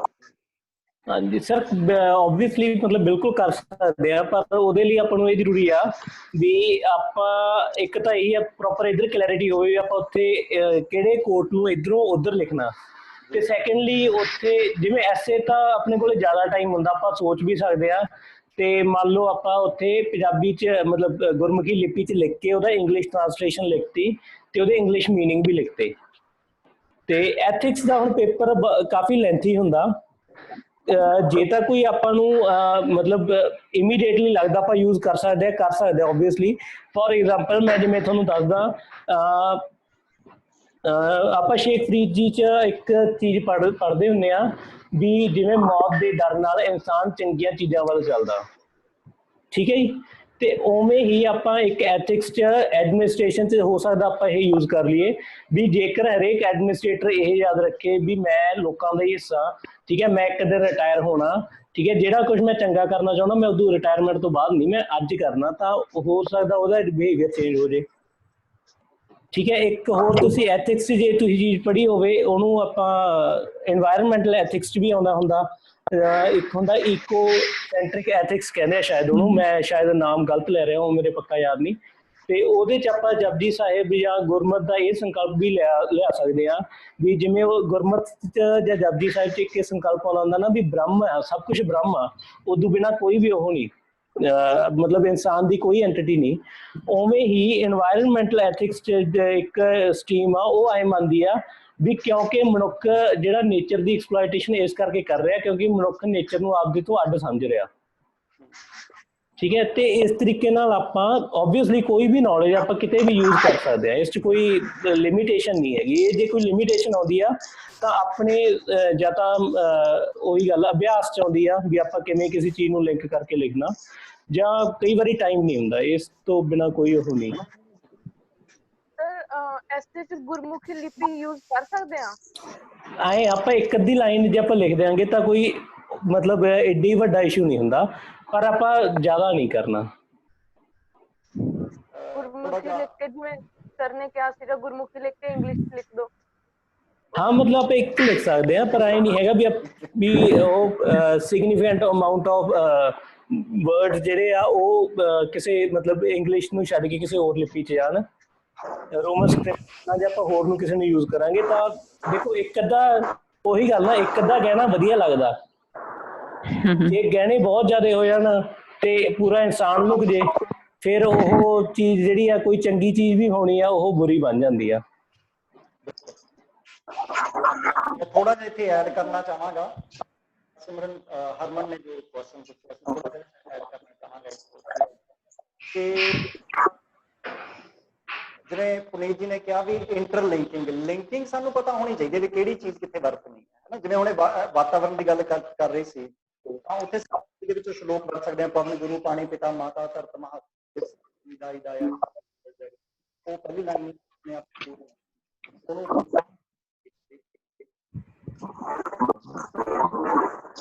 ਜੇ ਕਿਤੇ ਦੀ ਵਰਤਦੇ ਨੇ ਤਾਂ ਜ਼ਰੂਰ ਦੇਣੀ ਪਏਗੀ। ਹੁਣ ਕਿ ਕੀ ਅਸੀਂ ਉਹਨੂੰ ਟ੍ਰਾਂਸਲੇਸ਼ਨ ਕਰਦੇ ਹਾਂ ਤਾਂ ਕੀ ਜਿਹੜੀ ਉਹ ਕਾਇਮ ਰਹਿ ਜਾਂਦੀ ਹੈ,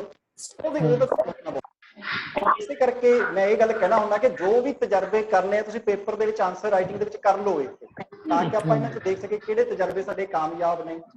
ਜਿਹੜੇ ਕਾਮਯਾਬ ਹੋਣਗੇ ਅਸੀਂ ਉਹਨਾਂ ਨੂੰ ਐਗਜ਼ਾਮੀਨੇਸ਼ਨ ਹਾਲ ਤੱਕ ਲੈ ਕੇ ਜਾਵਾਂਗੇ ਆਪਣੀਆਂ। ਉਹ ਇਹ ਚੀਜ਼ ਹੈਗੀ ਹੈ। ਹਾਂਜੀ ਹਰਸ਼ਦੀਪ, ਤੁਸੀਂ ਕੁਝ ਪੁੱਛਣਾ ਚਾਹੁੰਦੇ ਹੋ? ਹੈਂਡ ਰੇਜ਼ ਕੀਤਾ ਸੀ ਸਰ। ਬਸ ਆਹੀ ਪੁੱਛਣਾ ਸੀ ਅਭੀ ਸਰ, ਇਦਾਂ ਦੀ ਇੰਟਰਲਿੰਕਿੰਗ ਨੂੰ ਅਸੀਂ ਮਤਲਬ ਐਕਸਪ੍ਰੈਸ਼ਨ ਦੀ ਅਭਿਵਿਅਕਤ ਕਿੱਦਾਂ ਕਰਾਂਗੇ, ਉਹ ਤੁਸੀਂ ਦੱਸ ਦਿੱਤਾ ਸਰ, ਉਹੀ ਕੁਐਸਚਨ ਸੀਗਾ ਸਰ। ਇਹ ਪਿਛਲੀ ਵਾਰੀ ਨਾ ਮੇਰੇ ਖਿਆਲ ਹਰਮਨ ਤੁਹਾਡੇ ਬੈਚ 'ਚ ਤਾਂ ਆਏ ਸੀ ਰਵਿੰਦਰ ਸਿੰਘ IFS ਐਡਰੈਸ ਕਰਨ ਵਾਸਤੇ, ਉਹਨਾਂ ਨੇ ਇੱਕ ਗੱਲ ਕੀਤੀ ਸੀ ਖਾਸ ਤੌਰ ਤੇ ਕਿ ਆਪਾਂ ਲਿਟਰੇਚਰ ਪੇਪਰ ਦੇ ਵਿੱਚ ਜਿਹੜੀਆਂ ਕੋਰਸ ਲਿਖਣੀਆਂ ਨੇ ਉਹ ਸ਼ੇਖ ਫਰੀਦ ਦੀ ਚੋਂ ਜਾਂ ਗੁਰੂ ਨਾਨਕ ਸਾਹਿਬ ਦੀ ਬਾਣੀ ਦੇ ਵਿੱਚੋਂ ਸਾਨੂੰ ਲਿਖਣੀਆਂ ਚਾਹੀਦੀਆਂ। ਸਾਨੂੰ ਉੱਥੇ ਵੱਖਰੀ ਵੇਟੇਜ ਮਿਲਦੀ ਹੈਗੀ ਹੈ, ਸਾਡਾ ਪੇਪਰ ਹੈ ਜਿਹੜਾ ਬਾਕੀ ਸਟੂਡੈਂਟਸ ਨਾਲੋਂ ਵੱਖਰਾ ਹੋ ਜਾਂਦਾ ਹੈਗਾ, ਹਨਾ। ਤੇ ਉਹ ਸਾਨੂੰ ਲਿਖਣੀ ਚਾਹੀਦੀ ਹੈਗੀ ਹੈ, ਇਹ ਚੀਜ਼ ਉਹਨਾਂ ਨੇ ਵੀ ਉਸ ਵੇਲੇ ਕੋਟ ਕੀਤੀ ਸੀ। ਹਾਂਜੀ ਹਾਂਜੀ ਕਨਿਸ਼ ਸੈਣੀ।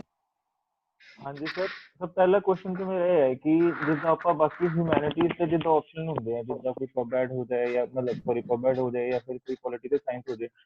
ਹੈਲੋ ਜੀ ਜੀ ਹਾਂਜੀ, ਤੇ ਸਰ ਉੱਥੇ ਸਾਡੇ ਕੋਲ ਐਕਸਟਰਾ ਮਟੀਰੀਅਲ ਵੀ ਹੁੰਦਾ, ਮਤਲਬ ਆਪਾਂ ਕੋਈ ਕੁਐਸਚਨ ਆਉਂਦਾ ਆਪਾਂ ਉਸ ਤੇ ਕੁਝ ਹੋਰ ਵੀ ਲਿਖ ਸਕਦੇ ਹਾਂ ਕਿ ਜਿੱਦਾਂ ਆਪਾਂ ਰੋਜ਼ ਨਿਊਜ਼ਪੇਪਰ ਪੜ੍ਹਦੇ ਹਾਂ, ਕਰੰਟ ਅਫੇਅਰਸ ਪੜ੍ਹਦੇ ਹਾਂ। ਲੇਕਿਨ ਪੰਜਾਬੀ ਲਿਟਰੇਚਰ ਇਹ ਹੈ ਕਿ ਜੋ ਆਪਾਂ ਮਟੀਰੀਅਲ ਪੜ੍ਹਿਆ ਸਿਰਫ ਉਸ ਵਿੱਚੋਂ ਹੀ ਲਿਖਣਾ ਉੱਤੇ, ਤਾਂ ਉੱਥੇ ਜਾ ਕੇ ਪ੍ਰੋਬਲਮ ਨਹੀਂ ਆਉਂਦੀ ਕਿ ਜੇ ਉਸ ਕੁਐਸਚਨ ਦੇ ਰਿਲੇਟਿਡ ਸਾਨੂੰ ਪਤਾ ਹੈ ਤਾਂ ਪਤਾ, ਨਹੀਂ ਪਤਾ ਤੇ ਨਹੀਂ ਪਤਾ, 0 ਤੇ 1 ਹੈ। ਹਾਂਜੀ ਹਾਂਜੀ ਹਾਂਜੀ ਸਰ ਵੈਸੇ ਥੋੜੀ ਜਿਹੀ ਆਪ ਹੀ ਸੋਚਣ ਵਾਲੀ ਗੱਲ ਆ ਵੀ ਜੇ ਕਰੰਟ ਅਫੇਅਰਸ ਨਾਲ ਆਪਣਾ ਉੱਥੇ ਉਸ ਤੋਂ ਖਹਿੜਾ ਛੁੱਟ ਰਿਹਾ ਪੇਪਰ 'ਚ ਤਾਂ ਚੰਗੀ ਗੱਲ ਆ ਜੀ। ਪਹਿਲੀ ਗੱਲ ਚੰਗੀ ਗੱਲ ਆ ਜੇ ਆਪਾਂ ਨੂੰ, ਵੈਸੇ ਆਪਾਂ ਕਰ ਸਕਦੇ ਹਾਂ ਜੇ ਆਪਾਂ ਕਰਨਾ ਹੋਵੇ, ਪਰ ਉਹ ਉਹੀ ਗੱਲ ਫਿਰ ਆਪਾਂ ਨੂੰ ਥੋੜੀ ਉੱਧਰ ਚਲੀ ਜਾਊਗੀ ਵੀ ਆਪਾਂ ਨੂੰ ਸੋਚਣਾ ਪਊਗਾ, ਠੀਕ ਹੈ, ਵੀ ਕਿਹੜੀ ਐਗਜ਼ਾਮਪਲ ਕਿੱਧਰ ਰੈਲੀਵੈਂਟ ਹੋ ਰਹੀ ਆ। ਜਿਵੇਂ ਫੋਰ ਐਗਜ਼ਾਮਪਲ ਜਿਹੜੀ ਗੱਲ ਆਪਾਂ ਉਸ 'ਚ ਜਿਵੇਂ ਪਾਕਿਸਤਾਨੀ ਸਫ਼ਰਨਾਮਾ ਆਉਂਦਾ, ਉਹਦੇ 'ਚ ਬਲਰਾਜ ਸਾਹਨੀ ਜੀ ਨੇ ਉਹ ਕਈ ਆਬਜ਼ਰਵੇਸ਼ਨਾਂ ਕੀਤੀਆਂ ਹੋਈਆਂ ਵੀ ਜਿਵੇਂ ਕਿ ਸ਼ਹਿਰਾਂ ਦੇ ਨਾਮ ਬਦਲੇ ਜਾ ਰਹੇ ਆ, ਠੀਕ ਹੈ, ਇੱਥੇ ਉਹ ਹੋ ਰਿਹਾ, ਕਿਵੇਂ ਉਹ ਉੱਥੇ ਮਤਲਬ ਵੀ ਪਾਕਿਸਤਾਨ ਦੇ ਇੰਟਰਨਲ ਸਟੇਟ ਕੀ ਸੀਗੇ। ਓਬਵੀਅਸਲੀ ਜੇ ਆਪਾਂ ਅੱਜ ਦੇ ਟਾਈਮ ਨਾਲ ਉਹਨੂੰ ਲਿੰਕ ਕਰ ਸਕਦੇ ਹਾਂ ਤਾਂ ਵਧੀਆ ਗੱਲ ਆ, ਪਰ ਇੱਥੇ ਕੋਈ ਆਪਾਂ ਨੂੰ ਇਹ ਹੈਂਡੀਕੈਪ ਹੈ ਨਹੀਂ ਵੀ ਆਪਾਂ ਕਰੰਟ ਅਫੇਅਰ ਯੂਜ਼ ਨਹੀਂ ਕਰ ਸਕਦੇ ਤਾਂ ਮਾੜੀ ਗੱਲ ਹੋਈ। ਸੈਕੰਡਲੀ ਇਹ 0 ਜਾਂ 1 ਵਾਲੀ ਗੱਲ ਹੈ ਨਹੀਂ, ਕਿਉਂਕਿ ਦੇਖੋ 0 ਜਾਂ 1 ਦਾ ਉਹ ਹੁੰਦਾ ਵੀ ਨਿਊਮੈਰੀਕਲ ਆਇਆ, ਤੁਹਾਨੂੰ ਆਉਂਦਾ ਫਾਰਮੂਲਾ ਹੋ ਗਿਆ, ਨਹੀਂ ਆਉਂਦਾ ਤਾਂ ਨਹੀਂ। ਹੁਣ ਜਦੋਂ ਹਿਊਮੈਨਿਟੀਜ਼ 'ਚ, ਠੀਕ ਹੈ, ਜਾਂ ਪੰਜਾਬੀ ਲਿਟਰੇਚਰ 'ਚ ਉਹਨਾਂ ਨੇ ਤੁਹਾਨੂੰ ਪੁੱਛਿਆ ਵੀ ਜਿਵੇਂ ਫੋਰ ਐਗਜ਼ਾਮਪਲ ਇਸ ਵਾਰ ਕੁਐਸਚਨ ਸੀਗਾ ਵੀ ਵਾਰਿਸ ਸ਼ਾਹ ਨੇ ਹੀਰ ਨੂੰ ਐਜ਼ ਅ ਨਾਇਕ ਆਪਦੇ ਕਿੱਸੇ 'ਚ ਪੇਸ਼ ਕੀਤਾ, ਦੱਸੋ। 0 ਤਾਂ ਨਹੀਂ ਹੈਗਾ ਇੱਥੇ, ਤੁਸੀਂ ਇੱਥੇ ਕੁਝ ਨਾ ਕੁਝ ਤੁਹਾਨੂੰ ਜੇ ਤੁਸੀਂ ਬਿਲਕੁਲ ਵੀ ਨਹੀਂ ਪੜ੍ਹਿਆ, ਤੁਸੀਂ ਹੀਰ ਦੀ ਕਹਾਣੀ ਬਾਰੇ ਤੁਸੀਂ ਫਿਰ ਵੀ ਮਾੜਾ ਮੋਟਾ ਤਾਂ ਲਿਖ ਸਕਦੇ ਹੋ। ਓਬਵੀਅਸ ਤੇ ਜੇ ਤੁਸੀਂ ਪੜ੍ਹਿਆ ਹੋਊਗਾ ਤਾਂ ਤੁਸੀਂ ਜ਼ਿਆਦਾ ਵਧੀਆ ਲਿਖੋਗੇ। ਠੀਕ ਹੈ, ਤੇ ਇਸ 'ਚ 0-1 ਵਾਲੀ ਗੱਲ ਮੈਨੂੰ ਤਾਂ ਨਹੀਂ ਲੱਗਦੀ ਵੀ 0-1 ਵਾਲੀ ਗੱਲ ਐ ਆਉਂਦੀ ਆ। ਕਰੰਟ ਅਫੇਅਰ ਨਾ ਇਸ 'ਚ ਆਉਣਾ ਤਾਂ ਆਪਣੇ ਖਾਤਰ ਫਾਇਦਾ ਹੈਗਾ ਵੀ ਆਪਾਂ ਨੂੰ ਉੱਧਰ ਜ਼ਿਆਦਾ ਆਪਣਾ ਸਿਲੇਬਸ ਡਾਇਨਾਮਿਕ ਨਹੀਂ ਹੁੰਦਾ, ਆਪਣਾ ਸਿਲੇਬਸ ਜ਼ਿਆਦਾ ਮਤਲਬ ਦਿਨ ਬ ਦਿਨ ਵੱਧਦਾ ਨਹੀਂ ਜਾਂਦਾ।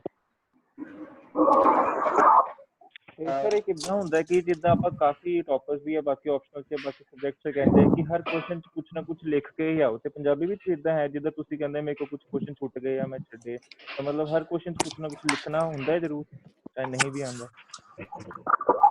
ਤੇ ਇਹ ਤਾਂ ਇਹ ਬੜਾ ਸਬਜੈਕਟਿਵ ਜਿਹਾ ਕੁਐਸਚਨ ਬਣ ਗਿਆ ਜੀ। ਜੇ ਤਾਂ ਆਪਣੇ ਉਹੀ ਗੱਲ, ਜੇ ਤਾਂ ਆਪਾਂ ਹਰੇਕ ਬਾਲ 'ਚ ਹੀ ਕੀ ਕਹਿੰਦੇ ਹੁੰਦੇ ਆ, ਆਪਾਂ ਪਹਿਲੇ ਚੌਕੇ ਜਾਂ ਛਿੱਕੇ ਜਾ ਰਹੇ ਆ, ਤੇ ਫਿਰ ਤਾਂ ਆਪਾਂ ਕਹਿ ਸਕਦੇ ਹਾਂ ਵੀ ਕਈ ਜੇ ਕੋਈ ਬਾਲ ਮਿਸ ਵੀ ਹੋ ਗਈ ਤਾਂ ਐਡਾ ਕੋਈ ਚੱਕਰ ਨਹੀਂ ਹੈਗਾ। ਪਰ ਜੇ ਆਪਣੇ ਪਹਿਲੇ ਮਤਲਬ ਯਾਨੀ ਕਿ ਆਪਣੇ ਜੇ ਪਹਿਲੇ ਆਂਸਰ ਆਪਾਂ ਐਵਰੇਜ ਦੀ ਵੱਲ ਜਾ ਰਹੇ ਆ, ਤਾਂ ਆਪਾਂ ਨੂੰ ਹਰੇਕ ਕੁਐਸਚਨ 'ਚ ਕੁਝ ਨਾ ਕੁਝ ਲਿਖਣਾ ਪਊਗਾ। ਠੀਕ ਹੈ, ਤੇ ਉਹੀ ਗੱਲ ਨਾ ਕੁਆਲਿਟੀ ਵਰਸਸ ਕੁਆਂਟੀਟੀ ਵਾਲੀ ਡਿਬੇਟ ਹੋ ਗਈ ਇਹ, ਵੀ ਕੁਆਲਿਟੀ ਤੇ ਫੋਕਸ ਕਰੀਏ ਕਿ ਕੁਆਂਟੀਟੀ ਤੇ ਕਰੀਏ। ਇਨ ਆਈਡੀਅਲ ਸਿਚੁਏਸ਼ਨ ਆਪਾਂ ਨੂੰ ਦੋਨਾਂ ਚੀਜ਼ਾਂ ਤੇ ਫੋਕਸ ਕਰਨਾ ਚਾਹੀਦਾ, ਬੈਲੈਂਸ ਹੋਣਾ ਚਾਹੀਦਾ। ਆਪਾਂ ਨੂੰ ਐਂ ਵੀ ਨਹੀਂ ਕਹਿਣਾ ਚਾਹੀਦਾ ਵੀ ਮੈਂ ਦੁਨੀਆ ਦਾ ਸਾਰਿਆਂ ਨਾਲੋਂ ਵਧੀਆ ਆਂਸਰ ਮੈਂ ਹੀ ਲਿਖੂੰਗਾ ਪੇਪਰ 'ਚ, ਠੀਕ ਹੈ, ਉਹਦੇ ਚੱਕਰ 'ਚ ਆਪਣਾ ਟਾਈਮ ਖਰਾਬ ਹੋਵੇ। ਤੇ ਐਂ ਵੀ ਨਹੀਂ ਹੋਣਾ ਚਾਹੀਦਾ ਵੀ ਯਾਰ ਜਿਹੋ ਜਿਹਾ ਜੋ ਕੁਛ ਆਉਂਦਾ ਦਿਮਾਗ 'ਚ ਬਸ ਬਿਨਾਂ ਸੋਚੇ ਸਾਰਾ ਕੁਛ ਹੀ ਲਿਖੀ ਚੱਲੋ, ਵੀ ਆਪਾਂ ਸਾਰੇ ਮਤਲਬ ਪੇਪਰ ਦੇ ਪੇਜ ਭਰਨੇ ਆ, ਐਂ ਵੀ ਨਹੀਂ ਹੋਣਾ ਚਾਹੀਦਾ। ਠੀਕ ਹੈ, ਇਹ ਜਿਹੜੀ ਸਪੀਡ ਤੇ ਜਿਹੜੇ ਇਹ ਡਿਲੇਮੇ ਆ, ਇਹ ਆਪਾਂ ਨੂੰ ਉਦੋਂ ਹੀ ਆਉਂਦੇ ਆ ਜਦੋਂ ਆਪਾਂ enough number of papers, answer writing ਨਹੀਂ ਪੇਪਰਸ, ਜਦੋਂ ਆਪਾਂ enough number of papers attempt ਨਾ ਕੀਤੇ ਹੋਣ, ਔਰ ਤਾਂ ਆਪਣੇ ਭਾਵੇਂ ਆਪਾਂ ਬਹੁਤ ਵਧੀਆ ਆਂਸਰ ਵੀ ਲਿਖਦੇ ਹੋਏ ਤਾਂ ਵੀ ਆਪਣੇ ਕੋਲ ਉੱਥੇ ਪੇਪਰ 'ਚ ਟਾਈਮ ਨਹੀਂ ਮੈਨੇਜ ਹੋਣਾ। ਤਾਂ ਆਪਾਂ ਪਹਿਲਾਂ ਹੀ ਇੰਨੇ ਪੇਪਰਾਂ ਦੀ ਪ੍ਰੈਕਟਿਸ ਕਰਕੇ ਜਾਈਏ ਵੀ ਸਪੀਡ ਦਾ ਆਪਣਾ ਉੱਥੇ ਇਸ਼ੂ ਨਾ ਹੋਵੇ। ਤੇ ਉਦੋਂ ਬਾਅਦ ਜੇ ਮੰਨ ਲਓ ਆਪਾਂ ਕਹਿੰਦੇ ਨਹੀਂ ਆ ਪੇਪਰ ਲੈਂਥੀ ਹੁੰਦਾ, ਤਾਂ ਠੀਕ ਹੈ ਜੀ, ਕੋਈ ਨਹੀਂ, ਸਾਰਿਆਂ ਦੇ ਸਾਰੇ ਮਤਲਬ ਇਨਸਾਨ ਆ, ਸਭ ਦਾ ਪੇਪਰ ਉੱਥੇ ਜਿਹੜੀਆਂ ਸਿਚੁਏਸ਼ਨ 'ਚ ਆਪਾਂ ਲੰਘਾਂਗੇ ਸਾਰੇ ਉਹ ਉੱਥੇ ਉਹੀ ਨਿਕਲਣਗੇ ਉੱਥੇ।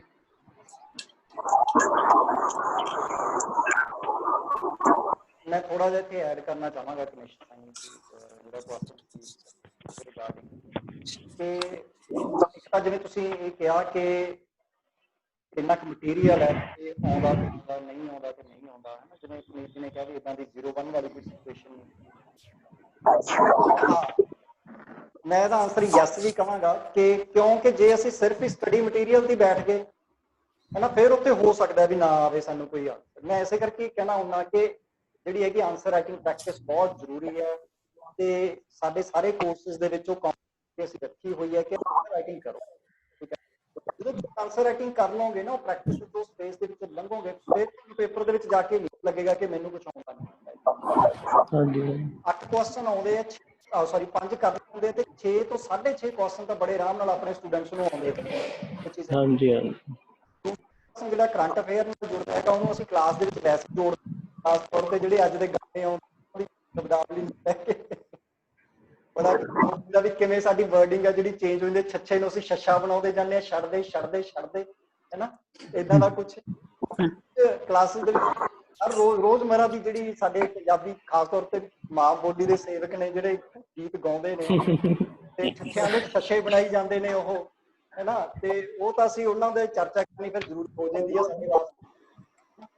ਤੇ ਉਹ ਬੜੇ ਸਾਰੇ ਕਰੈਕਟਰ ਆਪਾਂ ਕੱਢੀ ਦੇ ਆ। ਪਿਛਲੇ ਵਾਰੀ ਜਿਹੜੀ ਓਰੀਐਂਟੇਸ਼ਨ ਸੀ ਉਹਦੇ ਵਿੱਚ ਵੀ ਜਿਹੜੇ ਹੁਣ ਪਿਛਲੇ ਦਿਨੀ ਗਾਣੇ ਤੇ ਗੀਤ ਤੇ ਵਿਵਾਦ ਚੱਲਿਆ, ਉਹਨੂੰ ਵੀ ਅਸੀਂ ਫੇਅਰ ਦੇ ਵਿੱਚ ਲੈ ਕੇ ਆਏ ਹਾਂ। ਠੀਕ ਹੈ, ਅਸੀਂ ਉਹਦੇ ਤੇ ਕੋਈ ਡਿਬੇਟ ਨਹੀਂ ਕਰਦੇ ਕਿ ਪੋਜ਼ਿਟਿਵ ਜਾਂ ਨੈਗੇਟਿਵ, ਅਸੀਂ ਬਸ ਉਸ ਨੂੰ ਲੈ ਕੇ ਆਏ ਵੀ ਇਹ ਕਰੰਟ ਅਫੇਅਰ ਦੇ ਵਿੱਚ ਐਡ ਕਰ ਸਕਦੇ ਹਾਂ ਅਸੀਂ ਪੰਜਾਬੀ ਵਿੱਚ। ਇਹ ਚੀਜ਼ਾਂ ਉਹ ਆਉਂਦਾ ਹੈ ਜਦੋਂ ਅਸੀਂ ਆਂਸਰ ਦੀ ਫੇਸ ਦੇ ਵਿੱਚੋਂ ਲੰਘਦੇ ਹਾਂ ਉਦੋਂ। ਇਹ ਚੀਜ਼ ਹੈ। ਹਾਂਜੀ please Manmeet Singh ji, Manmeet Singh camera on ਕਰੋ ਪਹਿਲਾਂ ਤਾਂ, ਮੈਨੂੰ ਪਹਿਚਾਣ ਨਹੀਂ ਆ ਰਹੀ।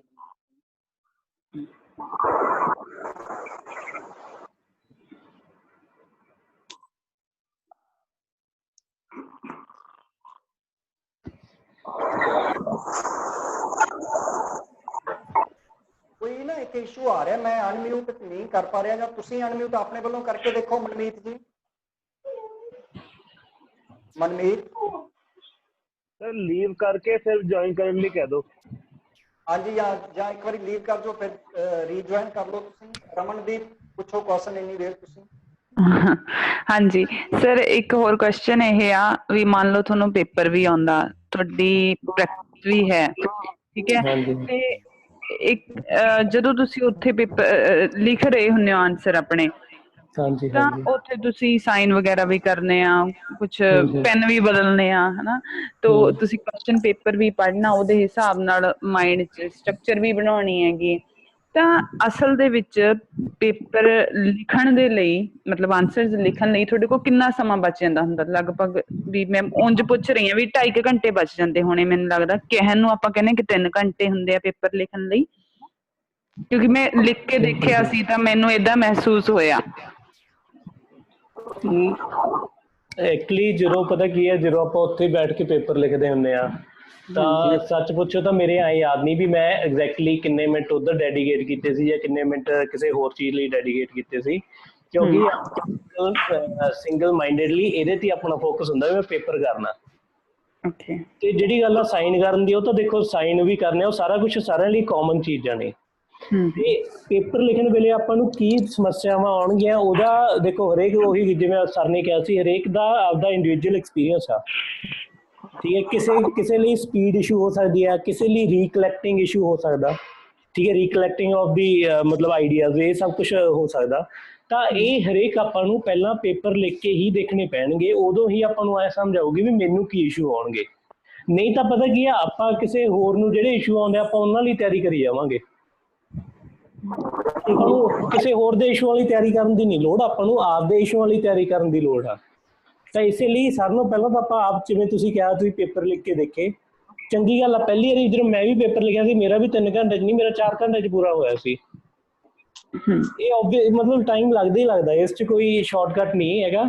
ਆਪਾਂ ਨੂੰ ਮਤਲਬ ਪੇਪਰ ਜਿੰਨੇ ਆਪਾਂ ਵੱਧ ਤੋਂ ਵੱਧ ਲਿਖਾਂਗੇ, ਉਨਾ ਹੀ ਆਪਾਂ ਨੂੰ ਉਹ ਮਤਲਬ ਆਪਣੀ ਸਪੀਡ ਬਣੂਗੀ, ਉਨੀ ਆਪਣੀ ਸਪੀਡ ਥਿੰਕਿੰਗ ਹੋਊਗੀ, ਸਾਰਾ ਕੁਝ ਉਵੇਂ ਹੀ ਹੋਊਗਾ। ਇਹ ਸਰ ਮਤਲਬ ਮੈਂ ਇਹ ਮਹਿਸੂਸ ਕੀਤਾ ਕਿ ਵੀ ਉੱਥੇ ਜਦੋਂ ਤੁਸੀਂ ਕੁਐਸਚਨ ਪੜ੍ਹਨੇ ਵੀ ਨੇ, ਫਿਰ ਸਮਝਣੇ ਵੀ ਨੇ, ਤੁਸੀਂ ਕੁਝ ਹੋਰ ਹੀ ਨਾ ਲਿਖ ਦੋ, ਤੇ ਬਾਕੀ ਜਿਹੜੇ ਹੋਰ ਛੋਟੀ ਛੋਟੀ ਚੀਜ਼ਾਂ ਹੋ ਜਾਂਦੀਆਂ ਨੇ, ਵੀ ਉਹਨਾਂ ਸਭ ਨੂੰ ਕੱਟ ਕੇ ਮੈਨੂੰ ਇਹ ਮਹਿਸੂਸ ਹੋਇਆ ਕਿ 3 ਘੰਟਿਆਂ 'ਚ ਸਿਰਫ 2.5 ਘੰਟੇ ਹੀ ਹੁੰਦੇ ਨੇਗੇ ਲਿਖਣ ਲਈ, ਤੇ ਉਹਦੇ ਲਈ 2.5 ਘੰਟੇ ਦੇ ਲਈ ਪ੍ਰੈਕਟਿਸ ਕਰਨੀ ਚਾਹੀਦੀ ਆ, ਵੀ ਨਾ ਕਿ 3 ਘੰਟਿਆਂ ਦੇ ਲਈ। ਮੈਂ ਏਦਾਂ ਮਹਿਸੂਸ ਕੀਤਾ।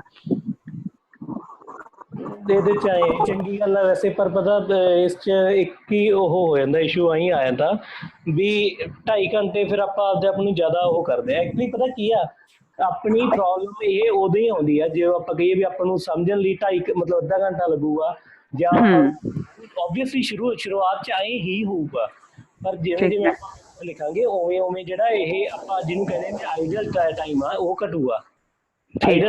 ਜਿਹਦੇ 'ਚ ਆਪਾਂ ਮਤਲਬ ਜਿਹਨੂੰ ਡਿਵੈਲਿੰਗ ਪੀਰੀਅਡ ਕਹਿੰਦੇ ਆ, ਜਿਹਦੇ 'ਚ ਆਪਾਂ ਸਿਰਫ ਸੋਚ ਰਹੇ ਆ, ਉਹ ਕਿਵੇਂ ਘਟੂਗਾ? ਮਤਲਬ ਜਿੰਨੇ ਆਪਾਂ ਪੇਪਰ ਵੱਧ ਕਰਾਂਗੇ ਉਵੇਂ ਹੀ ਘਟੂਗਾ ਨਾ। ਜੇ ਦੇਖੋ ਕਿਉਂ, ਮਤਲਬ ਕਿਉਂ ਆਪਾਂ ਨੂੰ ਸੋਚਣ ਤੇ ਕਿਉਂ ਟਾਈਮ ਲੱਗਦਾ? ਆਪਾਂ ਨੂੰ ਉਦੋਂ ਹੀ ਲੱਗੂਗਾ ਜਦੋਂ ਆਪਾਂ ਪਹਿਲਾਂ ਪੇਪਰ ਨੰਬਰ 1 ਜ਼ਿਆਦਾ ਆਨਸਰ ਰਾਈਟਿੰਗ ਘੱਟ ਕੀਤੀ ਆ, ਜਾਂ ਨੰਬਰ 2 ਪੇਪਰ ਘੱਟ ਲਿਖੇ ਆ, ਪੂਰੇ ਫੁੱਲ 3 ਘੰਟੇ ਵਾਲੇ ਪੇਪਰ ਘੱਟ ਲਿਖੇ ਆ, ਜਾਂ ਆਪਾਂ ਨੂੰ ਦੇਖੋ ਆਪਾਂ ਜਾਂ ਰਿਵਾਈਜ਼ ਨਹੀਂ ਕੀਤਾ ਟਾਈਮਲੀ। ਜਦੋਂ ਹੁਣ ਆਪਾਂ ਘੱਟ ਰਿਵਾਈਜ਼ ਕੀਤਾ ਹੋਊਗਾ, ਉਦੋਂ ਆਪਾਂ ਨੂੰ ਇੱਕ ਸ਼ਲੋਕ ਦੀ ਮੰਨ ਲਓ ਕੋਈ ਇੱਕ ਅੱਧੀ ਪੰਕਤੀ 'ਚ ਕੋਈ ਨਾ ਕੋਈ ਇੱਕ ਅੱਧਾ ਵਰਡ ਹੋਊਗਾ ਜਿਹੜਾ ਆਪਾਂ ਨੂੰ ਨਹੀਂ ਯਾਦ ਆ ਰਿਹਾ ਹੋਊਗਾ, ਉਹਦੇ ਨਾਲ ਹੌਲੀ ਹੌਲੀ ਲੇਟ ਹੋਊਗਾ। ਠੀਕ ਹੈ। 2.5 ਘੰਟੇ ਮੰਨ ਕੇ ਕਰਨਾ ਤਾਂ ਕਰ ਲਓ, ਪਰ ਮੈਂ ਕਹਿੰਦਾ ਆਪਦੇ ਆਪ ਤੇ ਐਡਾ ਹਾਰਸ਼ ਹੋਣ ਦੀ ਲੋੜ ਨਹੀਂ, ਠੀਕ ਹੈ। ਤੁਸੀਂ ਅੱਜ 4 ਘੰਟੇ 'ਚ ਵੀ ਪੇਪਰ ਹੋ ਰਿਹਾ, ਕਰ ਲਓ, ਕੋਈ ਚੱਕਰ ਨਹੀਂ। ਤੁਸੀਂ ਬਸ ਆਏ ਆ, ਤੁਸੀਂ ਐਂ ਕਰੋ ਵੀ ਮੈਂ ਵੀ ਇੰਨੇ ਪੇਪਰ ਹੋਰ ਸੋਲਵ ਕਰਨੇ ਆ। ਠੀਕ ਹੈ ਜੀ। ਉਹਦੇ ਨਾਲ ਫਿਰ 2.5 ਘੰਟੇ ਸੋਚਣ ਲੱਗੇ, ਫਿਰ ਉਹਦੇ ਵਾਲੀ ਗੱਲ ਹੀ ਆ ਜਾਂਦੀ ਹੈ ਨਾ ਵੀ ਆਪਾਂ ਛੇਤੀ ਕਿਤੇ ਨਾ ਕਿਤੇ ਕੰਪਰੋਮਾਈਜ਼ ਹੋਊਗਾ। ਫਿਰ ਠੀਕ ਹੈ, ਕੰਪਰੋਮਾਈਜ਼ ਨਾ ਕਰੋ ਆਪਦੀ ਮਤਲਬ ਇਸ ਵੇਲੇ ਆਨਸਰ ਰਾਈਟਿੰਗ ਜਾਂ ਪੇਪਰ ਦੀ ਅਟੈਂਪਟ ਨਾਲ। ਠੀਕ ਹੈ ਜੀ। ਰਿਸ਼ਵ ਜੁੜੇ ਹੋਏ ਨੇ ਸਾਡੇ ਨਾਲ, ਕੁਝ ਕੁਐਸਚਨ ਕਰਨਾ ਚਾਹੁੰਦੇ ਮੇਰੇ ਖਿਆਲ। ਹਾਂਜੀ ਰਿਸ਼ਵ ਜੀ। ਰਿਸ਼ਵ ਦੀ ਆਵਾਜ਼ ਆ ਰਹੀ ਹੈ? ਹੈਲੋ, ਹਾਂਜੀ ਸਰ। ਜੀ ਜੀ, ਤੁਸੀਂ ਹੈਂਡ ਰੇਜ਼ ਕੀਤਾ, ਕੁਝ ਪੁੱਛਣਾ ਚਾਹੁੰਦੇ ਹੋ? ਹਾਂਜੀ ਸਰ, ਮੈਂ ਪੁੱਛਣਾ ਹੈ ਕਿ ਕਰੰਟ ਇਸ਼ੂ ਨੂੰ ਆਪਸ਼ਨਲ ਦੇ ਨਾਲ ਜੋੜਨ ਦੀ ਜ਼ਰੂਰਤ ਪੈਂਦੀ ਹੈ? ਹਾਂਜੀ ਦੇਖੋ, ਜੋੜ ਤਾਂ ਆਪਾਂ ਕਿਸੇ ਵੀ ਚੀਜ਼ ਨੂੰ ਸਕਦੇ ਹਾਂ। ਦੇਖੋ ਆਪਾਂ ਸਾਰੀ GS ਪੜ੍ਹਦੇ ਹਾਂ, ਉਸ 'ਚ ਹਿਸਟਰੀ, ਪੋਲਿਟੀ, ਇਕੋਨਮੀ, ਜਿਓਗ੍ਰਾਫੀ, ਠੀਕ ਹੈ, ਕਿੰਨੇ ਸਬਜੈਕਟ ਪੜ੍ਹ ਲਏ।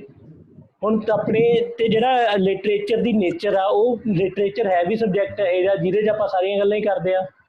ਠੀਕ ਹੈ। ਜੇ ਆਪਾਂ ਕੁਛ ਥਾਵਾਂ ਤੇ ਪੋਲੀਟੀਕਲ ਚੀਜ਼ਾਂ ਵੀ ਆਈਆਂ, ਰਸ਼ੀਅਨ ਸਫਰ, ਰੂਸੀ ਸਫਰਨਾਮਾ, ਚਾਹੇ ਪਾਕਿਸਤਾਨੀ ਸਫਰਨਾਮਾ, ਜਾਂ ਹਿਸਟਰੀ ਦੀ ਗੱਲ ਆਉਂਦੀ ਆ ਪਾਕਿਸਤਾਨੀ ਸਫਰਨਾਮੇ 'ਚ, ਜਾਂ ਸੂਫੀ ਮਤ, ਭਗਤੀ ਮਤ, ਇਹ ਸਾਰੀਆਂ ਚੀਜ਼ਾਂ ਆਪਾਂ ਹਿਸਟਰੀ 'ਚ ਪੜ੍ਹੀਆਂ ਹੋਈਆਂ ਆਪਾਂ। ਜਾਂ ਉਦੋਂ ਬਾਅਦ ਕਰੰਟ ਅਫੇਅਰ ਦੀ ਗੱਲ ਵੀ ਜਿਵੇਂ ਹੁਣ ਤੋਂ ਪਹਿਲਾਂ ਆਪਾਂ ਕਰ ਚੁੱਕੇ ਹਾਂ, ਸਭ ਚੀਜ਼ਾਂ ਲਿੰਕ ਹੋ ਸਕਦੀਆਂ।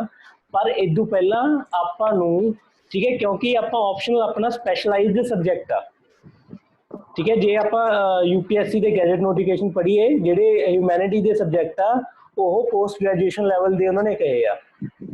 ਤਾਂ ਇਹਦਾ ਮਤਲਬ ਜਿਹੜੀ ਆਪਾਂ ਕੋਈ ਵੀ ਹੋਰ ਆਈਡੀਆ ਇੰਪੋਰਟ ਕਰਨਾ, ਚਾਹੇ ਕਰੰਟ ਅਫੇਅਰ ਚੋਂ ਕਰਨਾ, ਚਾਹੇ ਆਪਾਂ ਆਪਦੀ ਹਿਸਟਰੀ, ਜੀਓਗ੍ਰਾਫੀ, ਪੋਲਿਟੀ ਕਿਸੇ ਵੀ ਥਾਂ ਤੋਂ ਕਰਨਾ, ਤਾਂ ਬੜੇ ਕੌਸ਼ੀਅਸਲੀ ਤੇ ਵੈਰੀਫਾਈ ਕਰਕੇ, ਜਾਂ ਉਹ ਜੇ ਹੋ ਸਕਦਾ ਤਾਂ ਸਰ ਨਾਲ ਡਿਸਕਸ ਕਰਕੇ ਫਿਰ ਹੀ ਆਪਾਂ ਇਨਕੋਰਪੋਰੇਟ ਕਰੀਏ। Okay sir. ਹਾਂਜੀ, ਗੁਰਜੀਤ ਜੀ ਦਾ ਕੁਐਸਚਨ ਆਇਆ ਹੋਇਆ। Thank you sir. ਚੈਟ ਦੇ ਵਿੱਚ ਗੁਰਜੀਤ ਜੀ ਦਾ ਕੁਐਸਚਨ ਆਇਆ ਹੋਇਆ, ਇੰਟਰਵਿਊ 'ਚ ਕਿੱਦਾਂ ਦੇ ਕੁਐਸਚਨ ਪੁੱਛੇ ਗਏ ਸੀ ਪੰਜਾਬੀ ਨਾਲ ਰਿਲੇਟਡ? ਇੰਟਰਵਿਊ 'ਚ ਹੀ ਮੈਨੂੰ ਪੁੱਛਿਆ ਸੀਗਾ, ਇੱਕ ਮਿੰਟ ਜੀ ਮੈਨੂੰ ਥੋੜ੍ਹਾ ਯਾਦ ਕਰ ਲੈਣ ਦਿਓ। ਮੈਨੂੰ ਪਹਿਲਾਂ ਤਾਂ ਹੀ ਪੁੱਛਿਆ ਸੀ ਵੀ ਨੇਚਰ ਦੀ ਰਿਪਰੈਜ਼ੈਂਟੇਸ਼ਨ ਪੰਜਾਬੀ ਲਿਟਰੇਚਰ 'ਚ ਕਿਵੇਂ ਹੋਈ ਆ, ਤੇ ਉਹੀ ਫਿਰ ਆਪਾਂ ਸਹੀ ਨੋਰਮਲ ਚੀਜ਼ਾਂ ਆਪਾਂ ਸਾਰੀਆਂ ਜਿਵੇਂ ਪੜ੍ਹੀਆਂ ਸੀ, ਮੇ ਬੀ ਨੇਚਰ ਨੂੰ ਥਰੂ ਆਊਟ ਰਹੀ ਆ, ਪਰਸੋਨੀਫਿਕੇਸ਼ਨ ਆਫ ਨੇਚਰ, ਠੀਕ ਹੈ। ਭਾਵੇਂ ਆਪਾਂ ਸ਼ੇਖ ਫਰੀਦ ਜੀ ਤੋਂ ਉਹਨਾਂ ਨੇ ਕਿਵੇਂ ਕੀਤੀ ਆ ਰਿਪਰੈਜ਼ੈਂਟੇਸ਼ਨ, ਗੁਰੂ ਨਾਨਕ ਦੇਵ ਜੀ ਨੇ ਕਿਵੇਂ ਮਤਲਬ ਨੇਚਰ ਦੀ ਗੱਲ ਕੀਤੀ ਆ, ਜਾਂ ਉਦੋਂ ਬਾਅਦ ਬੁੱਲੇ ਸ਼ਾਹ ਤੋਂ ਲੈ ਕੇ ਆਪਾਂ ਸਾਰੇ 'ਚ ਮਤਲਬ ਵੀ ਉਹ ਜਦੋਂ ਆਪਾਂ ਇੰਨਾ ਕੁਛ ਪੜ੍ਹਿਆ ਹੋਇਆ ਸੀ, ਜਦੋਂ ਉਹਨਾਂ ਨੇ ਪੁੱਛਿਆ ਵੀ ਨੇਚਰ ਬਾਰੇ ਕੀ ਉਹ ਆ, ਤਾਂ ਮਤਲਬ ਬੜੇ ਕੌਨਫੀਡੈਂਟਲੀ ਆਪਾਂ ਇੱਕ ਵਧੀਆ ਆਨਸਰ ਦੇਣ ਦੇ ਕਾਬਿਲ ਹੋਏ। ਤੇ ਫਿਰ ਉਸ ਤੋਂ ਬਾਅਦ ਉਹਨਾਂ ਨੇ ਪੁੱਛਿਆ ਸੀ ਵੀ ਜਿਵੇਂ ਆਪਾਂ ਸਾਰੇ ਗੱਲ ਕੀਤੀ ਵੀ ਸੀਗੀ, ਆਪਾਂ ਉਸ 'ਚ ਪੜ੍ਹਦੇ ਵੀ ਹੁੰਦੇ ਕਲਾਸ 'ਚ, ਵੀ ਮੱਧਕਾਲ ਤੋਂ ਆਧੁਨਿਕਤਾ ਵੱਲ ਆਉਂਦਾ ਹੋਇਆ ਪੰਜਾਬੀ ਸਾਹਿਤ ਜਿਹੜਾ ਪਹਿਲਾਂ ਅਧਿਆਤਮਵਾਦ ਤੇ ਸੀ, ਉਹ ਫਿਰ ਮਨੁੱਖ ਕੰਨੀ ਜਾਂ ਮਨੁੱਖ ਸੈਂਟਰਿਕ ਉਸ ਪਾਸੇ ਗਿਆ। ਤਾਂ ਇਹਦੇ ਤੇ ਵੀ ਡਿਸਕਸ਼ਨ ਹੋਈ ਸੀ ਵੀ ਜਿਵੇਂ ਉਹ ਪੁੱਛ ਰਹੇ ਸੀ ਵੀ ਜਿਵੇਂ ਫੋਕਸ ਆ ਜਿਹੜਾ ਤੁਹਾਨੂੰ ਲੱਗਦਾ ਵੀ ਲਿਟਰੇਚਰ, ਮਤਲਬ ਵੀ ਲਿਟਰੇਚਰ ਦਾ ਮਿਡੀਵਲ ਤੋਂ ਅੱਜ ਤਾਈਂ ਫੋਕਸ ਜਿਹੜਾ ਚੇਂਜ ਹੋ ਕੇ ਗੋਡ ਤੋਂ ਚੇਂਜ ਹੋ ਕੇ ਉਹ ਇੱਧਰ ਹੋਇਆ, ਤਾਂ ਇਹ ਵੀ ਉਹ ਹੋਏ ਸੀ। ਹੁਣ ਲਿਟਰੇਚਰ ਦਾ ਉਹ ਜਿਹੜੇ ਕੁਐਸਚਨ ਉਹਨਾਂ ਨੇ ਜੋ ਵੀ ਪੁੱਛਦੇ ਆ, ਜਾਂ ਤਾਂ ਉਹ ਤੋਂ ਉਹੀ ਗੱਲ ਆ ਉਹਨਾਂ ਕੋਲ ਕੋਈ ਲਿਟਰੇਚਰ ਦਾ ਟੈਕਨੀਕਲ ਬੰਦਾ ਹੋਵੇ ਜਿਹਨੇ ਲਿਟਰੇਚਰ ਪੜ੍ਹਿਆ ਹੋਵੇ, ਤਾਂ ਉਹ ਮਤਲਬ ਪ੍ਰੋਪਰ ਆਪਾਂ ਨੂੰ ਉਹ ਕਰ ਸਕਦਾ, ਮਤਲਬ ਕਨਵਰਸ ਕਰ ਸਕਦਾ। ਅਦਰਵਾਈਜ਼ ਜੇ ਉਹਨਾਂ ਕੋਲੇ ਲਿਟਰੇਚਰ ਦੇ ਜਿਹੜੇ ਨਾਰਮਲ ਆਈਡੀਆਜ਼ ਪੰਜਾਬੀ, ਹਿੰਦੀ ਜਾਂ ਇੰਗਲਿਸ਼ ਕਿਸੇ ਵੀ ਲਿਟਰੇਚਰ ਨਾਲ ਸੰਬੰਧਿਤ ਆਈਡੀਆ ਨੇ, ਜਿਹੜੇ ਕਿ ਆਪਾਂ ਜਿਵੇਂ ਉਸ 'ਚ ਆਧੁਨਿਕ ਪ੍ਰਵਿਰਤੀਆਂ 'ਚ ਪੜ੍ਹਦੇ ਹੁੰਦੇ ਹਾਂ ਵੀ ਰੋਮਾਂਟਿਸਿਜ਼ਮ ਕੀ ਹੁੰਦਾ, ਜਾਂ ਰਹੱਸਵਾਦ ਕੀ ਹੈ, ਨਵ ਰਹੱਸਵਾਦ ਕੀ ਹੈ, ਇਹ ਸਾਰੀਆਂ, ਜਾਂ ਪ੍ਰਗਤੀਵਾਦ, ਨਵ ਪ੍ਰਗਤੀਵਾਦ, ਇਹ ਸਾਰੀਆਂ ਪੈਨ ਇੰਡੀਆ ਕਾਮਨ ਚੀਜ਼ਾਂ ਨੇ ਜਿਹੜੀਆਂ ਹਿੰਦੀ ਲਿਟਰੇਚਰ 'ਚ ਵੀ ਆ, ਪੰਜਾਬੀ ਲਿਟਰੇਚਰ 'ਚ ਵੀ ਆ, ਅਤੇ ਓਬਵੀਅਸਲੀ ਇੰਗਲਿਸ਼ ਲਿਟਰੇਚਰ 'ਚ ਵੀ ਹੋਣਗੀਆਂ। ਅਤੇ ਉੱਥੇ ਆਪਾਂ ਨੂੰ ਇਹੋ ਜਿਹੇ ਕੌਨਸੈਪਚੁਅਲ ਕਲੈਰਿਟੀ ਦੀ ਉਹ ਆ ਵੀ ਜੇ ਕੋਈ ਆਪਾਂ ਨੂੰ ਉਹ ਚੀਜ਼ ਪੁੱਛਦੇ ਆ ਤਾਂ ਆਪਾਂ ਉਹਨੂੰ ਮਤਲਬ ਇੱਕ ਵਧੀਆ ਰਿਸਪੈਕਟੇਬਲ ਆਨਸਰ ਦੇ ਸਕੀਏ ਉੱਥੇ।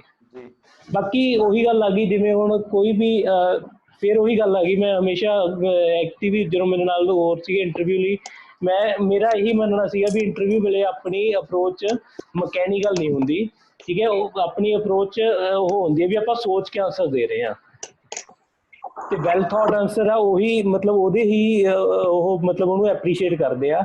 ਤੇ ਚਾਹੇ ਆਪਾਂ ਨੂੰ ਲਿਟਰੇਚਰ ਦੇ ਡਾਇਰੈਕਟਲੀ ਕੁਐਸਚਨ ਵੀ ਆ ਗਏ, ਵੈਲ ਐਂਡ ਗੁੱਡ, ਚੰਗੀ ਕਮਾਈ, ਜੇ ਨਹੀਂ ਆਉਂਦੇ ਤਾਂ ਆਪਣਾ ਉਹੀ ਆਪਾਂ ਨੂੰ ਲਿਟਰੇਚਰ ਨੂੰ ਆਪਾਂ ਯੂਟੀਲਾਈਜ਼ ਕਰਾਂਗੇ ਆਪਦਾ ਵਰਡ ਵਿਊ ਬਣਾਉਣ 'ਚ।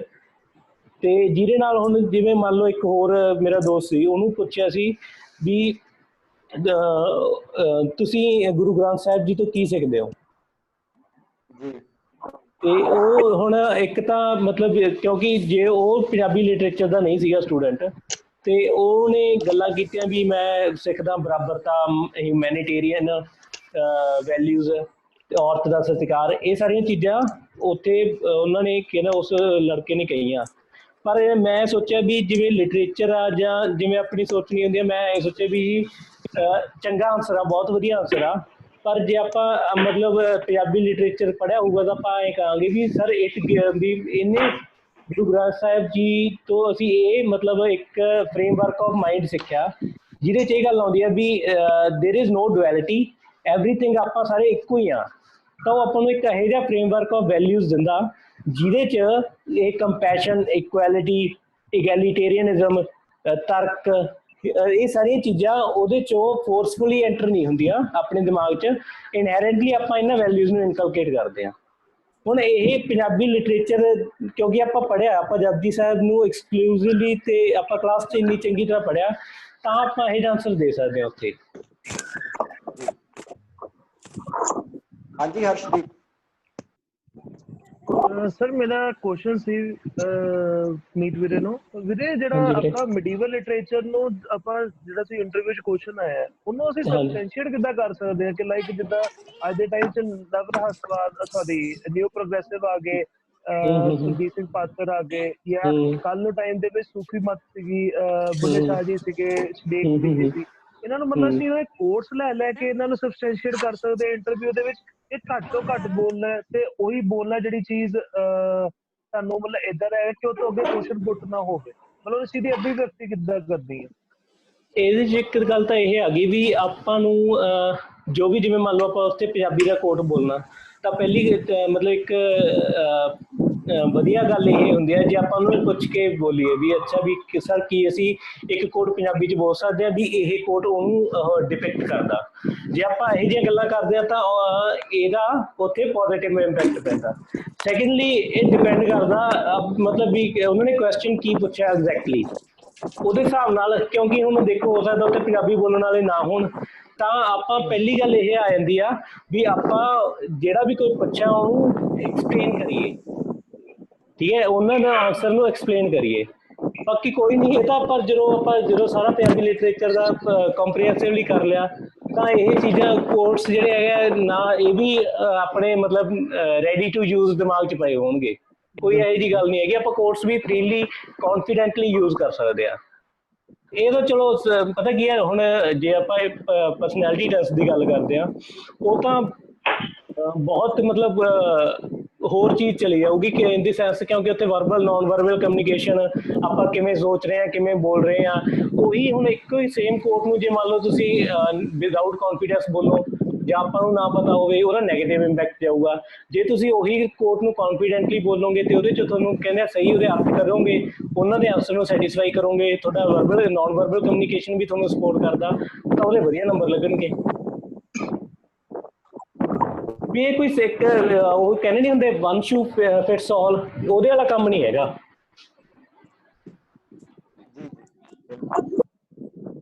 ਹਾਂਜੀ ਗੁਰਪ੍ਰੀਤ ਜੀ।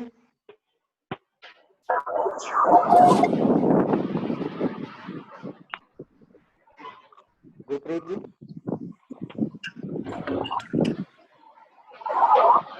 ਤੁਹਾਡੀ ਆਵਾਜ਼ ਨਹੀਂ ਆ ਰਹੀ, ਮਾਈਕ ਤੁਹਾਡਾ ਔਨ ਹੈ, ਆਵਾਜ਼ ਨਹੀਂ ਆ ਰਹੀ,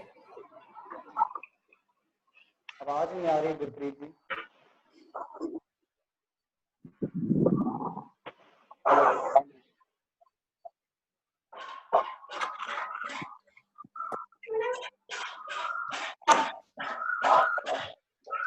गुरप्रीत जी आवाज नहीं आ रही। चैट कर रहे हो, चैट कर लो, चैट दे रहा हूँ।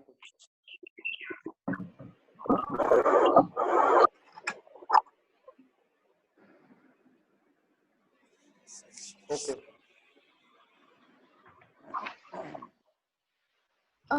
सर मैं कुछ पूछना सी। हाँ जी शब्द पूछो। सर एक्चुअली मैं आप पूछना सी भी हीर रांझा ਲਈ प्रिपेयर करना चाहिए क्योंकि वो काफी ਵੱਡਾ टॉपिक है, मतलब बाकी सारियां नॉवेल्स या एसेस जो भी सब कुछ मिला के काफी इलैबोरेटेड टॉपिक है, ਤੇ ਉਹਨੂੰ ਕਿੱਦਾਂ प्रिपेयर करना चाहिए?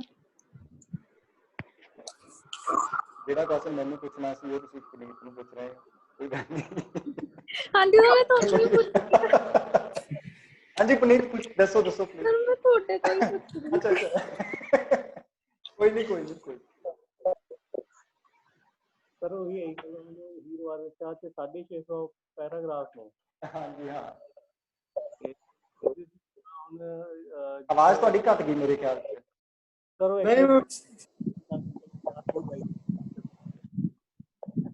ਹੈਲੋ ਹਾਂਜੀ ਆਵਾਜ਼ ਤੁਹਾਡੀ ਥੋੜੀ ਘੱਟ ਗਈ ਪੁਨੀਤ, ਆਵਾਜ਼। ਸਰ ਉਹੀ ਮੈਂ ਇਹਦੀ ਬੈਟਰੀ ਘੱਟ ਗਈ ਸੀ ਤਾਂ ਕਰਕੇ ਹੁਣ ਮੈਂ ਅੱਛਾ ਚਾਰजिंग ਲਾਇਆ ਸੀ। ਓਕੇ ਓਕੇ ਓਕੇ ਸਰ ਇਹਦੇ ਚ ਉਹੀ ਆ ਵੀ ਜਿਵੇਂ ਹੀਰ ਵਾਰ ਚਾਹਦੇ ਵੀ ਸਾਡੇ ਕਰੇ ਆ ਕੱਲਾ ਕੱਲਾ ਆਪਾਂ ਪੜਾਂਗੇ ਤਾਂ ਬਹੁਤ ਮਤਲਬ ਲੰਬਾ ਟਾਈਮ ਜੀ। ਜੇ ਹੁਣ ਮੈਂ ਵੀ ਕਹਾਂ ਮੈਂ ਹੀਰ ਵਾਰਿਸ ਸ਼ਾਹ ਜੀ ਪੂਰੀ ਨਹੀਂ ਪੜ੍ਹੀ ਜੀ, ਮੈਂ ਜਿੰਨੇ ਵੀ ਪਹਿਰੇ ਪੜ੍ਹੇ ਆ ਉਹ ਸਾਰੇ ਵੀ ਜੇ ਮੈਂ ਨੋਟਸ ਚੋਂ ਪਹਿਲਾਂ ਮੈਂ ਸ਼ੁਰੂ ਕੀ ਕੀਤਾ, ਮੈਂ ਸੋਚਿਆ ਵੀ ਕੱਢ ਕੇ ਨਾ ਜਿਹੜੇ ਰਿਪੀਟ ਹੋ ਰਹੇ ਉਹ ਸਾਰੇ ਕੱਢ ਕੇ ਲਿਖਦਾ। ਤਾਂ ਮੈਂ ਦੇਖਿਆ ਮੈਨੂੰ ਜਿਹੜੇ ਮੈਨੂੰ ਲੱਗਿਆ ਸੀ ਵੀ ਆਪਾਂ ਲਿਖਾਂਗੇ ਵਧੀਆ ਉਹ ਆ, ਉਹ ਅਰਾਊਂਡ 80 ਮਤਲਬ 82 ਬਹੁਤ ਜ਼ਿਆਦਾ ਨੰਬਰ ਆਫ ਮਤਲਬ ਕੋਰਸ ਨੇ ਜਿਹੜੇ ਆਪਾਂ ਹੀਰ ਵਾਰਿਸ ਸ਼ਾਹ ਚੋਂ ਬਿਲਕੁਲ ਇਹ ਤਾਂ ਉਹ ਤੇ ਉਹੀ ਗੱਲ ਹੁੰਦੀ ਜਿਹਦਾ ਟਾਈਮ ਹੈਗਾ ਮਤਲਬ ਜੇ ਕਿਸੇ ਨੇ 21 ਜਾਂ 2 ਬਾਈ ਅਗਲੀ ਅਟੈਂਪਟ ਉੱਤੇ ਗੱਲ ਕਰਨੀ ਉਹ ਤਾਂ ਚੰਗੀ ਗੱਲ ਆ, ਪੜ੍ਹ ਲਓ ਸਾਰੇ ਤਾਂ ਵਧੀਆ। ਤੇ ਪਰ ਜੇ ਨਹੀਂ ਪੜ੍ਹੇ ਪਰ ਇਹਦਾ ਮਤਲਬ ਇਹ ਨਹੀਂ ਹੈਗਾ ਵੀ ਆਪਾਂ ਸਾਰੇ ਟੌਪਿਕ ਆਇਆ ਕਰੀ ਵੀ ਇਹ ਵੀ ਨਹੀਂ ਪੜ੍ਹਿਆ ਜਾਣਾ ਉਹ ਵੀ ਨਹੀਂ ਪੜ੍ਹਿਆ ਜਾਣਾ। ਆਪਾਂ ਨੂੰ ਇੱਕ ਲੌਂਗ ਟਰਮ ਪਲਾਨ ਰੱਖਣਾ ਚਾਹੀਦਾ ਵੀ ਆਪਾਂ ਵੀ ਜਿਵੇਂ ਆਪਾਂ ਨੂੰ ਇੰਟਰਸਟ ਲੈਣਾ ਚਾਹੀਦਾ ਲਿਟਰੇਚਰ 'ਚ ਵੀ ਮਤਲਬ ਗੋ ਥਰੂ ਆਪਾਂ ਸਾਰਾ ਕੁਝ ਨਹੀਂ ਪੜ੍ਹ ਸਕਦੇ, ਪਰ ਆਪਾਂ ਨੂੰ ਇਹ ਰੱਖਣਾ ਚਾਹੀਦਾ ਵੀ ਹੁਣ ਮੈਂ ਪਹਿਲਾਂ ਸਾਰੇ ਟੈਕਸਟ ਬੁੱਕ ਸੀਗੀਆਂ ਜਿਹੜੀਆਂ ਉਹ ਪੜ੍ਹੀ, ਨਾਵਲ ਕਹਾਣੀਆਂ ਉਹ ਇਕੱਠਾ ਪੜ੍ਹਨਾ 3 ਕਹਾਣੀ ਹਰੇਕ ਉਹ ਆਪਾਂ ਔਨਲਾਈਨ ਵੀ ਮਿਲ ਜਾਂਦੇ, ਉਹ ਆਪਾਂ ਤੁਰੇ ਫਿਰਦੇ ਇੱਧਰ ਇੱਧਰ ਕਿਤੇ ਵੀ ਪੜ੍ਹ ਸਕਦੇ। ਤੇ ਹੀਰ ਵਾਰਿਸ ਸ਼ਾਹ ਮੈਂ ਅੱਜ ਤਾਈਂ ਨਹੀਂ ਪੜ੍ਹੀ, ਮੈਂ ਮੰਨਦਾ, ਪਰ ਮੈਂ ਸੋਚਿਆ ਸੀ ਵੀ ਜਦੋਂ ਆਪਾਂ ਨੂੰ ਟਾਈਮ ਮਿਲੂਗਾ ਆਪਾਂ ਉਹ ਵੀ ਪੜ੍ਹ ਤੇ ਆਪਾਂ ਨੂੰ ਆਪਦੇ ਉਸ ਤੇ ਵਿਜ਼ਨ 'ਚ ਰੱਖਣਾ ਚਾਹੀਦਾ ਵੀ ਆਪਾਂ ਐਂ ਨਹੀਂ ਛੱਡਣਾ ਵੀ ਆਪਾਂ ਪੜ੍ਹਨਾ ਜਮੀ ਨਹੀਂ ਪੜ੍ਹਨਾ। ਤੇ ਪਰ ਐਂ ਆ ਵੀ ਜਿਹੜੇ ਆਪਾਂ ਉਹਨੂੰ ਯਾਦ ਕਰਨ ਖਾਤਰ ਜਾਂ ਰੱਟਾ ਮਾਰਨ ਖਾਤਰ ਨਹੀਂ ਚੀਜ਼ਾਂ ਪੜ੍ਹਨੀਆਂ, ਆਪਾਂ ਸਿੰਪਲੀ ਜਿਹੜੀਆਂ ਯਾਦ ਕਰਨੀਆਂ ਉਹ ਆ ਜਿਹੜੀਆਂ ਨੋਟਸ ਨੇ ਕੋਰਸ ਉਹ ਬਹੁਤ ਬਹੁਤ ਮਤਲਬ ਉਹ ਬਹੁਤ ਵੀ ਜ਼ਿਆਦਾ ਆ ਸ਼ਾਇਦ ਯਾਦ ਕਰਨੇ ਮੈਨੂੰ ਤਾਂ ਨਹੀਂ ਲੱਗਦਾ ਜੀ ਵੀ ਯਾਦ ਹੋਣਗੇ, ਯਾਦ ਹੁੰਦੇ ਜੀ ਸਾਰੇ। ਹਾਂ ਥੋੜਾ ਜਿਹਾ ਮੈਂ ਇਹਦੇ ਚ ਐਡ ਕਰਨਾ ਚਾਹਾਂਗਾ, ਨਹੀਂ ਤੁਸੀਂ ਇੰਨੀ ਦੇਰ ਆ ਫਿਕਸ ਕਰ ਲਓ ਆਪਣਾ ਇਸ਼ੂ ਹੈ ਨਾ, ਥੋੜਾ ਜਿਹਾ ਕਿ ਆਵਾਜ਼ ਥੋੜੀ ਘੱਟ ਗਈ ਤੇ ਕੁਐਸਚਨ ਬੜੇ ਆਈ ਜਾਂਦੇ ਆ, ਮੈਨੂੰ ਲੱਗਦਾ ਨਹੀਂ ਆਪਾਂ ਛੇਤੀ ਆਂਗੇ। ਤੇ ਥੋੜਾ ਜਿਹਾ ਇਹਦੇ ਚ ਮੈਂ ਐਡ ਕਰਨਾ ਚਾਹਾਂਗਾ ਕਿ ਆਪਣਾ ਜਿਹੜਾ ਸਟੱਡੀ ਮਟੀਰੀਅਲ ਹੈਗਾ ਉਹਦੇ ਵਿੱਚ ਵੀ ਕਾਫੀ ਵੱਡੀ ਗਿਣਤੀ ਕੋਰਸ ਦੀ ਹੈਗੀ ਹੈ ਜਿਹੜੇ ਚਾਹੀਦੇ ਉਸ ਪੱਖ ਤੋਂ। ਹਾਂਜੀ ਤੇ ਇੱਕ ਤਾਂ ਤੁਹਾਨੂੰ ਕਲਾਸ ਦੇ ਵਿੱਚ ਜਿਵੇਂ ਕੁਝ 30 ਪੇजेस ਦਾ ਇੱਕ ਹੈਂਡ ਆਊਟ ਮਿਲਦਾ ਪ੍ਰਿੰਟਡ, ਉਸ ਤੋਂ ਬਿਨਾਂ ਵੀ ਕੁਝ ਬੁੱਕਸ ਦੇ ਵਿੱਚੋਂ ਵੀ ਆਪਾਂ ਫੁੱਟਸੈਟ ਦਈਦੇ ਆ, ਉਹ ਬੱਚਿਆਂ ਨੂੰ ਪਤਾ ਹੀ ਹੋਏਗਾ, ਧਿਆਨ ਹੋਏਗਾ। ਤੇ ਬਹੁਤ ਜ਼ਿਆਦਾ ਮਟੀਰੀਅਲ ਹੋ ਜਾਂਦਾ ਉਹ ਈਵਨ ਕਿ, ਔਰ ਤੁਸੀਂ ਇੱਕ ਚੀਜ਼ ਹੋਰ ਦੇਖੋਗੇ ਪੇਪਰ ਦੇ ਵਿੱਚ ਜਿੰਨੇ ਵੀ ਹੁਣ ਤੱਕ ਕੋਰਸ ਆਏ ਆ, ਮੈਂ ਨਹੀਂ ਕਹਿੰਦਾ ਸਾਰੇ, ਕਦੇ ਵੀ ਇਹ ਗਲੀ ਚੀਜ਼ ਮੈਂ ਕਲੇਮ ਨਹੀਂ ਕਰਦਾ, ਠੀਕ ਹੈ, 80 ਤੋਂ 85% ਜਿਹੜੇ ਹੈਗੇ ਉਹ ਆਪਣੇ ਸਿਲੇਬਸ ਦੇ ਉਹਦੇ ਚੋਂ ਹੈਂਡ ਆਊਟਸ ਦੇ ਵਿੱਚੋਂ ਆਏ ਹੋਏ ਆ, ਜਿਨ੍ਹਾਂ ਦੀ ਕਿ ਆਪਾਂ ਪ੍ਰਸੰਗ ਸਾਹਿਤ ਆਲੋਚਨਾਤਮਕ ਵਿਆਖਿਆ ਕਰਨੀ ਹੋ। ਜੇ ਕਦੇ ਇੱਕ ਦਿਨ ਨਹੀਂ ਵੀ ਆਇਆ ਹੋਇਆ ਉਹ, ਤਾਂ ਉਹ ਇੰਨੀ ਕੁ ਚੀਜ਼ ਹੈਗੀ ਕਿ ਆਪਾਂ ਸਮਝ ਜਾਂਦੇ ਹਾਂ ਕਿ ਕਿੱਥੋਂ ਆਇਆ, ਕਿਸ ਕੰਟੈਕਸਟ ਦੇ ਵਿੱਚ। ਜੇ ਅਸੀਂ ਪੂਰੀ ਹੀਰ ਦੀ ਕਹਾਣੀ ਪਹਿਲਾਂ ਤਾਂ ਕਲਾਸ ਦੇ ਵਿੱਚ ਸੁਣੀ ਹੋਈ ਹੈ, ਠੀਕ ਹੈ, ਕਿਉਂਕਿ ਹੀਰ ਰਾਂਝੇ ਨੂੰ ਪਹਿਲਾਂ ਸੁਸਾਇਟੀ ਨੇ ਤੰਗ ਕੀਤਾ, ਫਿਰ ਕੈਦੋ ਨੇ ਤੰਗ ਕੀਤਾ, ਫਿਰ ਵਾਰਿਸ ਨੇ ਤੰਗ ਕੀਤਾ, ਉਸ ਤੋਂ ਬਾਅਦ ਆਪਾਂ ਤੰਗ ਕਰਦੇ ਹਾਂ ਹਰੇਕ ਬੈਚ ਦੇ। ਤੇ ਉਹ ਜਿਹੜੀ ਆਪਾਂ ਇੰਨੇ ਵਧੀਆ ਤਰੀਕੇ ਨਾਲ ਉਹਨੂੰ ਕਰਦੇ ਆ ਕਲਾਸ ਦੇ ਵਿੱਚ, ਤਾਂ ਉਹ ਮੈਨੂੰ ਲੱਗਦਾ ਜੇ ਉਹ ਸਮਝ ਆ ਗਈ ਚੀਜ਼ ਤਾਂ ਉਸ ਤੋਂ ਬਾਅਦ ਫਿਰ ਕੋਈ ਇਦਾਂ ਦਾ ਡਾਊਟ ਰਹਿੰਦਾ ਨਹੀਂ ਹੈਗਾ ਕਿ ਕੋਈ ਇਦਾਂ ਦਾ ਸਟੈਂਜਾ ਆਵੇ ਕਿ ਆਪਾਂ ਨੂੰ ਪਤਾ ਲੱਗੇ ਕਿੱਥੋਂ ਆਇਆ ਹੋਇਆ। ਹਾਂ ਫਿਰ ਵੀ ਤੁਸੀਂ ਕੁਐਸਚਨ ਲੈ ਕੇ ਆ ਸਕਦੇ ਹੋ ਕਿ ਇਹ ਕੁਐਸਚਨ ਹੈ ਜਾਂ ਇਹ ਸਟੈਂਜਾ ਹੈ, ਨਹੀਂ ਪਤਾ ਲੱਗਦਾ, ਆਪਾਂ ਫੋਰ ਸ਼ੋਰ ਆਪਾਂ ਇੰਪਲੀਮੈਂਟ ਕਰਾਂਗੇ ਆਪਣੇ ਐਂਡ ਆਊਟ ਵਿੱਚ, ਆਪਾਂ ਨੂੰ ਲੱਗਦਾ ਕਿਤੇ ਨਾ ਕਿਤੇ ਕਮੀ ਹੈ ਇੰਪਲੀਮੈਂਟ ਕਰਾਂਗੇ। ਸੀਮਾ ਮੈਨੂੰ ਮੈਸੇਜ ਕਰ ਰਹੇ ਨੇ ਕਿ ਮੈਨੂੰ ਪਤਾ ਨਹੀਂ ਚੱਲ ਰਿਹਾ ਸਰ, ਕੀ ਦੱਸ ਦੋ ਸਰ। ਇੱਕ ਸੈਕਿੰਡ ਕਨਿਸ਼ ਜੀ ਆ ਰਹੇ हैं, एक सेकंड। सीमा जी कितने ने, प्लीज रेज योर हैंड। ਤੁਸੀਂ ਕੁਐਸਚਨ ਸੀਮਾ ਕੋਈ ਕੁਐਸਚਨ ਪੁੱਛਣਾ ਚਾਹੁੰਦੇ ਹੋ? ਸਿਮਰਨ ਜੀ ਪਲੀਜ਼ ਪੁੱਛੋ ਪਲੀਜ਼। ਤੁਸੀਂ ਮਾਈਕ ਔਨ ਕਰ ਲਓ ਆਪਣਾ ਪਹਿਲਾਂ। सीमा माइक ऑन कर लो, माइक ऑन करो प्लीज। सिमरन सॉरी सिमरन।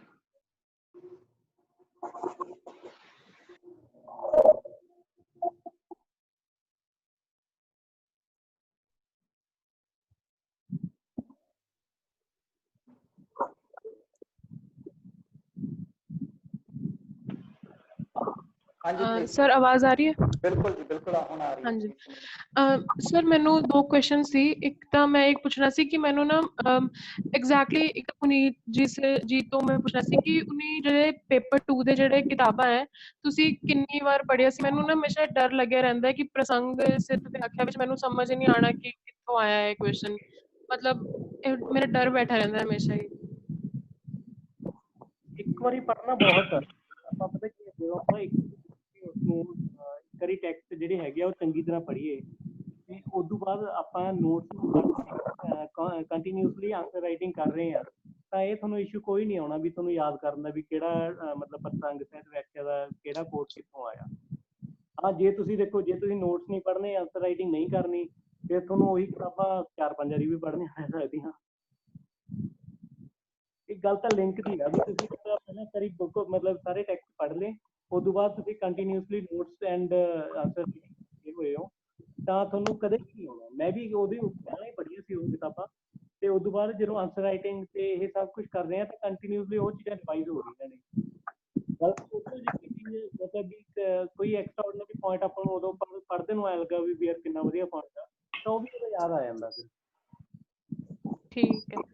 ਹੋਰ ਦੂਜਾ ਮੈਂ ਐਕਚੁਅਲੀ ਇੱਕ ਇਹ ਸੀ ਕਿ ਮੈਨੂੰ ਜਿਹੜੇ ਮੇਰੇ ਜੋ ਦੋਸਤ ਹੈ ਉਹਨਾਂ ਦਾ ਦੂਜਾ ਆਪਸ਼ਨਲ ਹੈ।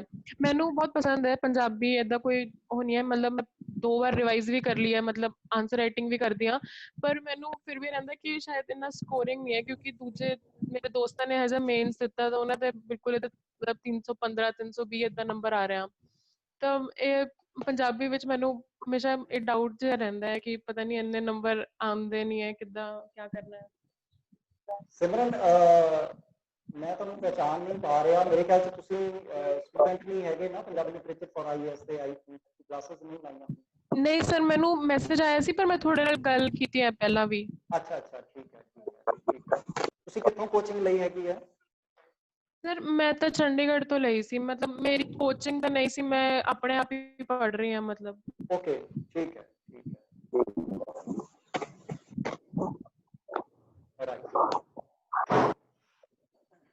ਤਾਂ ਥੋੜਾ ਜਿਹਾ ਮੈਂ ਇੱਥੇ ਗੱਲ ਕਰਨੀ ਚਾਹਾਂਗਾ। ਦੇਖੋ ਪ੍ਰੋਪਰ ਜਿਹੜੀ ਗਾਈਡੈਂਸ ਹੈ ਨਾ ਉਹ ਬਹੁਤ ਠੀਕ ਹੈ। ਬੱਚੇ ਮੇਰੇ ਕੋਲੇ ਹਰ ਰੋਜ਼ ਮੰਗੋ ਇਦਾਂ ਦੀਆਂ ਕਾਲ ਸਾਡੇ ਕੋਲੇ ਆਉਂਦੀਆਂ ਨੇ ਕਿ ਸਰ ਨੋਟਸ ਦੇ ਦਿਓ ਆਪਣੇ, ਠੀਕ ਹੈ। ਅਸੀਂ ਥੋੜਾ ਪਲਾਨ ਕੀਤਾ ਕਿ ਚਲੋ ਠੀਕ ਹੈ ਕੋਵਿਡ ਹੈ, ਬੱਚਿਆਂ ਦੀ ਸਥਿਤੀ ਆਪਾਂ ਦੇਖ ਲੈਂਦੇ ਹਾਂ, ਹੈਂਡਆਊਟਸ ਬੱਚਿਆਂ ਨੂੰ ਪ੍ਰੋਵਾਈਡ ਕਰਦੇ ਨੇ, ਪਰ ਜਿੰਨੀ ਦੇਰ ਤੱਕ ਅਸੀਂ ਆਨਸਰ ਰਾਈਟਿੰਗ ਨਹੀਂ ਕਰਦੇ ਨਾ, ਜਿਵੇਂ ਉਹਨੇ ਪੁਨੀਤ ਜੀ ਨੇ ਗੱਲ ਕੀਤੀ ਹੈ, ਠੀਕ ਹੈ, ਤਾਂ ਉਹ ਸਕੋਰ ਨਹੀਂ ਬਣਦਾ ਹੈਗਾ, ਠੀਕ ਹੈ। ਉਹ ਬਹੁਤ ਜ਼ਰੂਰੀ ਹੈ ਔਰ ਪ੍ਰੋਪਰ ਇੱਕ ਗਾਈਡੈਂਸ ਜ਼ਰੂਰੀ ਹੈ। ਤੁਸੀਂ ਕਿਸੇ ਵੀ ਵਧੀਆ ਟੀਚਰ ਕੋਲੇ, ਮੈਂ ਨਹੀਂ ਕਹਿੰਦਾ ਸਾਡੇ ਕੋਲੇ ਆਓ, ਮੈਂ ਹਮੇਸ਼ਾ ਹੀ ਕਹਿੰਦਾ ਕੋਈ ਵੀ ਵਧੀਆ ਟੀਚਰ ਜਿਹੜੇ ਤੁਹਾਨੂੰ ਵਧੀਆ ਗਾਈਡ ਕਰ ਸਕਦੇ ਨੇ, ਠੀਕ ਹੈ, ਤੁਸੀਂ ਉਹਨਾਂ ਦੀ ਗਾਈਡੈਂਸ ਦੇ ਵਿੱਚ ਇਸ ਕੰਮ ਨੂੰ ਕਰੋ, ਠੀਕ ਹੈ। ਤੇ ਨੋ ਡਾਊਟ ਤੁਹਾਡਾ ਕੌਨਫੀਡੈਂਸ ਹੀ ਨਹੀਂ ਬਣੇਗਾ, ਠੀਕ ਹੈ। ਤੁਸੀਂ 2 ਸਾਲ ਬਾਅਦ 1 ਸਾਲ ਬਾਅਦ ਕਿਸੇ ਵਧੀਆ ਪਲੇਟਫਾਰਮ ਤੋਂ ਹੋਰਾਂ ਨੂੰ ਵੀ ਮੋਟੀਵੇਟ ਕਰ ਰਹੇ ਹੋ, ਠੀਕ ਹੈ ਨਾ। तो ये चीज हैगी है। हाँ जी सीमा, हाँ जी याक्षी एक सेकंड, याक्षी प्लीज एक सेकंड। कुछ स्टूडेंट्स क्यू दे विच हैगे ने 1+, हाँ जी 1+ जी 1+ प्रितपाल, हाँ जी प्रितपाल,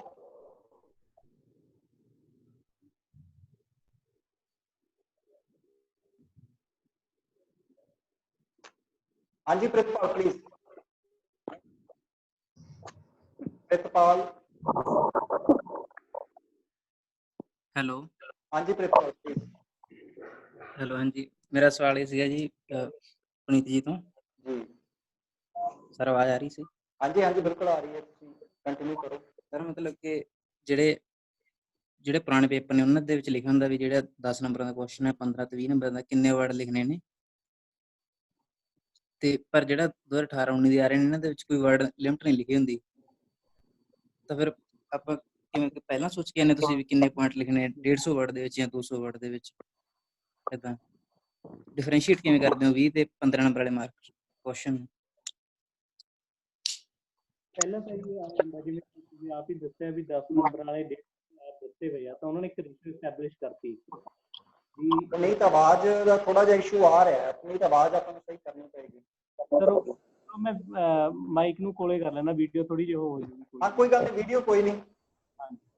ਤੇ ਸਰ ਆਏ ਆ ਜੀ, ਜਿਵੇਂ ਉਹਨਾਂ ਨੇ 10 ਨੰਬਰਾਂ ਦੇ ਉਹਨਾਂ ਨੇ 150 ਵਰਡ ਆਪ ਹੀ ਉਹਨਾਂ ਨੇ ਮਤਲਬ ਸੈਟਅਪ ਕਰਤੇ, ਤਾਂ ਉਸ ਤੋਂ ਬਾਅਦ ਇੱਕ ਉਸੇ ਰੇਸ਼ੋ 'ਚ ਪਹਿਲਾਂ ਸੋਚਿਆ ਹੁੰਦਾ ਵੀ ਜੇ 15 ਵਾਲਾ ਆਉਂਦਾ ਉਸ 'ਚ ਕਿੰਨੇ ਆ, 20 ਕਿੰਨੇ ਆ, ਜਾਂ ਜੇ 25 ਵਾਲਾ ਜਾਂ 30 ਵਾਲਾ ਆਉਂਦਾ ਤਾਂ ਉਸ 'ਚ ਵੀ ਕਿੰਨੇ ਆ।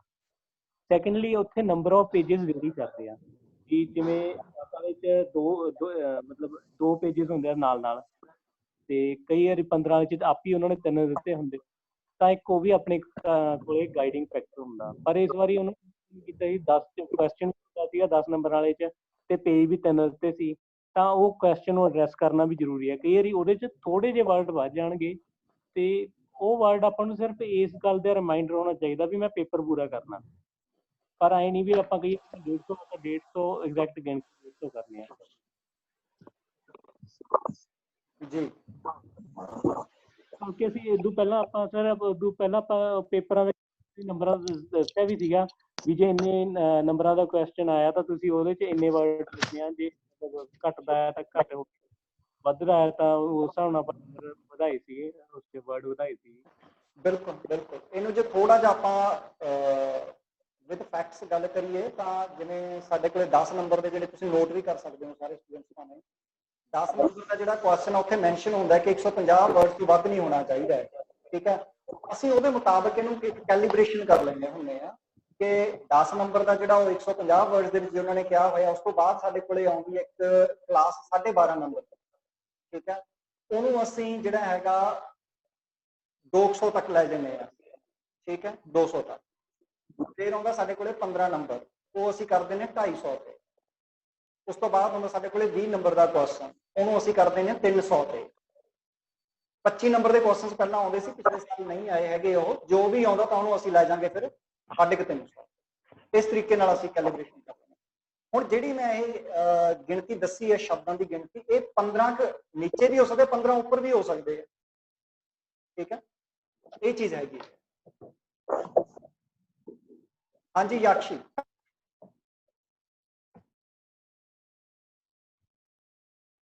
Hello. Ji याकशी। Good afternoon, sir. Ji good afternoon. Sir, I direct my question to Puneet sir. Ji. Sir, what was your approach regarding reading novels? Like ਤੁਸੀਂ ਕਿੱਦਾਂ novels ਨੂੰ ਤੁਸੀਂ prepare ਕੀਤਾ and ਤੁਸੀਂ ਆਪਣੇ ਵੱਲੋਂ ਆਪਣੇ ਕੁਝ points jot down ਕੀਤੇ novel ਦੇ ਵਿੱਚ, like which would make your answer unique and everything? ਮੈਂ ਜੀ ਜਦੋਂ ਨਾਵਲ ਪੜ੍ਹੇ ਸੀ, ਵੈਸੇ ਉਹੀ ਆਪਣੇ ਕੋਲ 3 ਨਾਵਲ ਨੇ, ਬੜੀਆਂ ਵਧੀਆ ਕਹਾਣੀਆਂ ਹੈਗੀਆਂ, ਤੇ ਜੇ ਤੁਸੀਂ ਪੜ੍ਹੋਗੇ ਤਾਂ ਇੱਕਦਮ ਕੋਈ ਫਿਲਮ ਵਾਂਗੂ ਯਾਦ ਰਹਿੰਦੇ ਆ, ਕੋਈ ਇਹੋ ਜਿਹੀ ਗੱਲ ਨਹੀਂ ਰਹਿੰਦੀ। ਤੇ ਮੈਂ ਉੱਧਰੋਂ ਕੋਈ ਸਪੈਸ਼ਲੀ ਆਏ ਪੁਆਇੰਟ ਨਹੀਂ ਰੱਖੇ ਸੀਗੇ ਕਿ ਹਾਂ ਮੈਂ ਲਾਈਨ ਲਿਖੀ। ਹੁਣ ਆਪਾਂ ਜਦੋਂ ਤਾਂ ਬਹੁਤ ਸਾਰੀਆਂ ਗੱਲਾਂ ਯਾਦ ਰਹਿੰਦੀਆਂ ਨੇ ਤੇ ਉਹ ਡੈਫੀਨੇਟਲੀ ਆਨਸਰ 'ਚ ਲਿਖੀਆਂ ਵੀ ਜਾਂਦੀਆਂ ਨੇ, ਪਰ ਮੇਨ ਜਿਹੜਾ ਰੈਫਰੈਂਸ ਮਟੀਰੀਅਲ ਰਿਹਾ ਕਿਸੇ ਨਾਵਲ ਦੇ ਕੁਐਸਚਨਾਂ ਲਈ, ਉਹ ਨੋਟ ਨਾਲ ਹੀ ਰਿਹਾ ਜੀ। ਮੈਂ ਮਤਲਬ ਸਪੈਸ਼ਲ ਕੋਈ ਅੱਡ ਉਹਦੇ ਲਾਈਨ ਲਿਖ ਕੇ ਨਹੀਂ ਰੱਖਿਆ ਵੀ ਅੱਛਾ ਜੀ, ਕਿਉਂਕਿ ਲਾਈਨਾਂ ਸਾਰੀਆਂ ਵਧੀਆ ਹੁੰਦੀਆਂ ਜਦੋਂ ਪੜ੍ਹਦੇ ਹਾਂ। ਕਮ ਸੇ ਕਮ ਮੈਨੂੰ ਜੇ ਮੈਂ ਨਾਵਲ ਪੜ੍ਹਨ ਲੱਗਾ, ਜਾਂ ਜਿਵੇਂ ਉਹਨੂੰ ਇੱਕ ਮਿਆਨ ਦੋ ਤਲਵਾਰਾਂ, ਉਹਦੇ ਬਹੁਤ ਮੋਟਾ ਨਾਵਲ ਆ, ਬਹੁਤ ਜ਼ਿਆਦਾ ਪੇਜਿਸ ਆ ਉਹਦੇ, ਜੇ ਐਂ ਲਿਖਣ ਲੱਗੇ ਤਾਂ ਮੈਨੂੰ ਸਾਰੀਆਂ ਲਾਈਨਾਂ ਵਧੀਆ, ਮਤਲਬ ਹਰੇਕ ਤੀਜੀ ਚੌਥੀ ਲਾਈਨ ਹੀ ਵਧੀਆ ਲੱਗੂਗੀ, ਤਾਂ ਐਂ ਲਿਖਦੇ ਲਿਖਦੇ ਇੱਕ ਮਤਲਬ ਚੰਗੇ ਖਾਸੇ ਪੇਜਿਸ ਇਕੱਠੇ ਹੋ ਜਾਣਗੇ। ਤਾਂ ਵੈਸੇ ਹੀ ਜਦੋਂ ਆਪਾਂ ਨੂੰ ਜੇ ਲਾਈਨਾਂ ਵਧੀਆ ਲੱਗਦੀਆਂ ਤਾਂ ਵੱਧ ਤੋਂ ਵੱਧ ਇੱਕ ਜਾਂ 2 ਵਾਰੀ ਪੜ੍ਹਨ ਨਾਲੋਂ ਆਪਣੇ ਦਿਮਾਗ 'ਚ ਰਹਿੰਦੀਆਂ ਨੇ।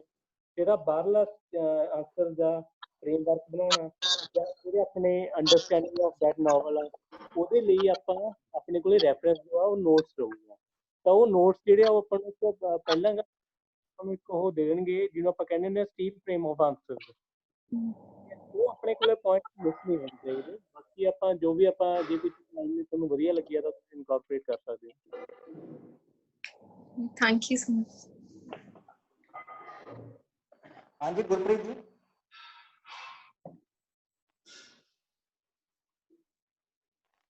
आवाज नहीं।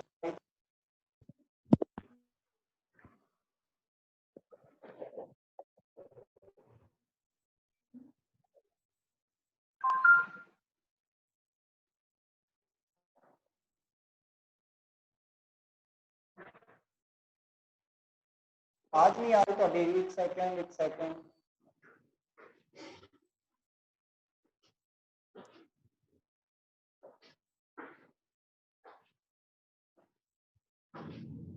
ਗੁਰਪ੍ਰੀਤ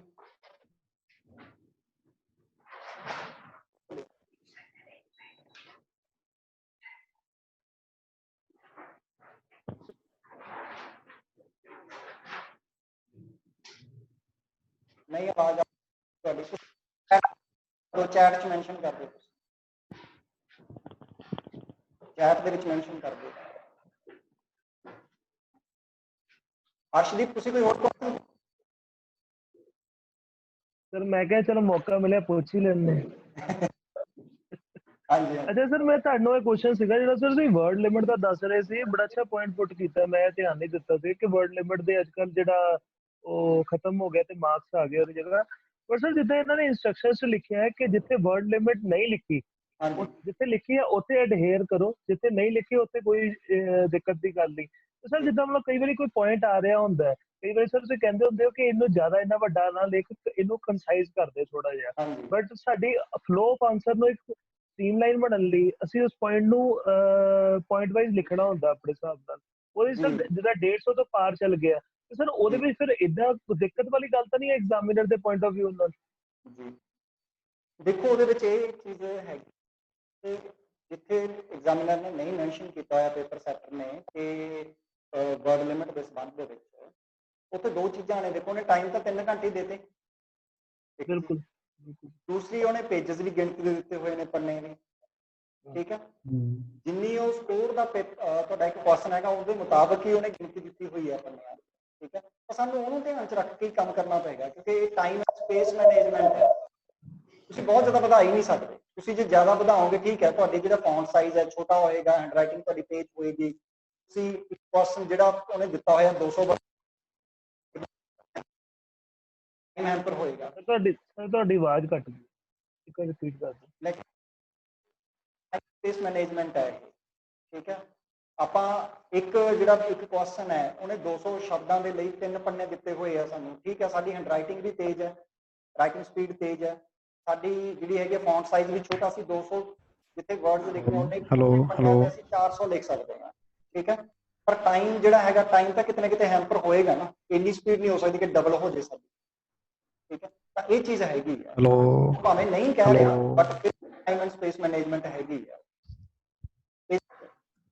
ਹਾਂਜੀ ਗੁਰਪ੍ਰੀਤ, ਹੁਣ ਆਵਾਜ਼ ਆ ਰਹੀ ਹੈ ਤੁਹਾਡੀ? ਸਰ ਆਉਂਦੀ ਪਈ ਆਵਾਜ਼? ਹੈਲੋ, ਹੁਣ ਆਉਂਦੀ ਪਈ ਆ, ਹੁਣ ਆਉਂਦੀ ਪਈ ਆ। ਸਰ ਸਤਿ ਸ਼੍ਰੀ ਅਕਾਲ ਜੀ। ਸਤਿ ਸ਼੍ਰੀ ਅਕਾਲ ਪਨੀਤ ਵੀਰ ਜੀ।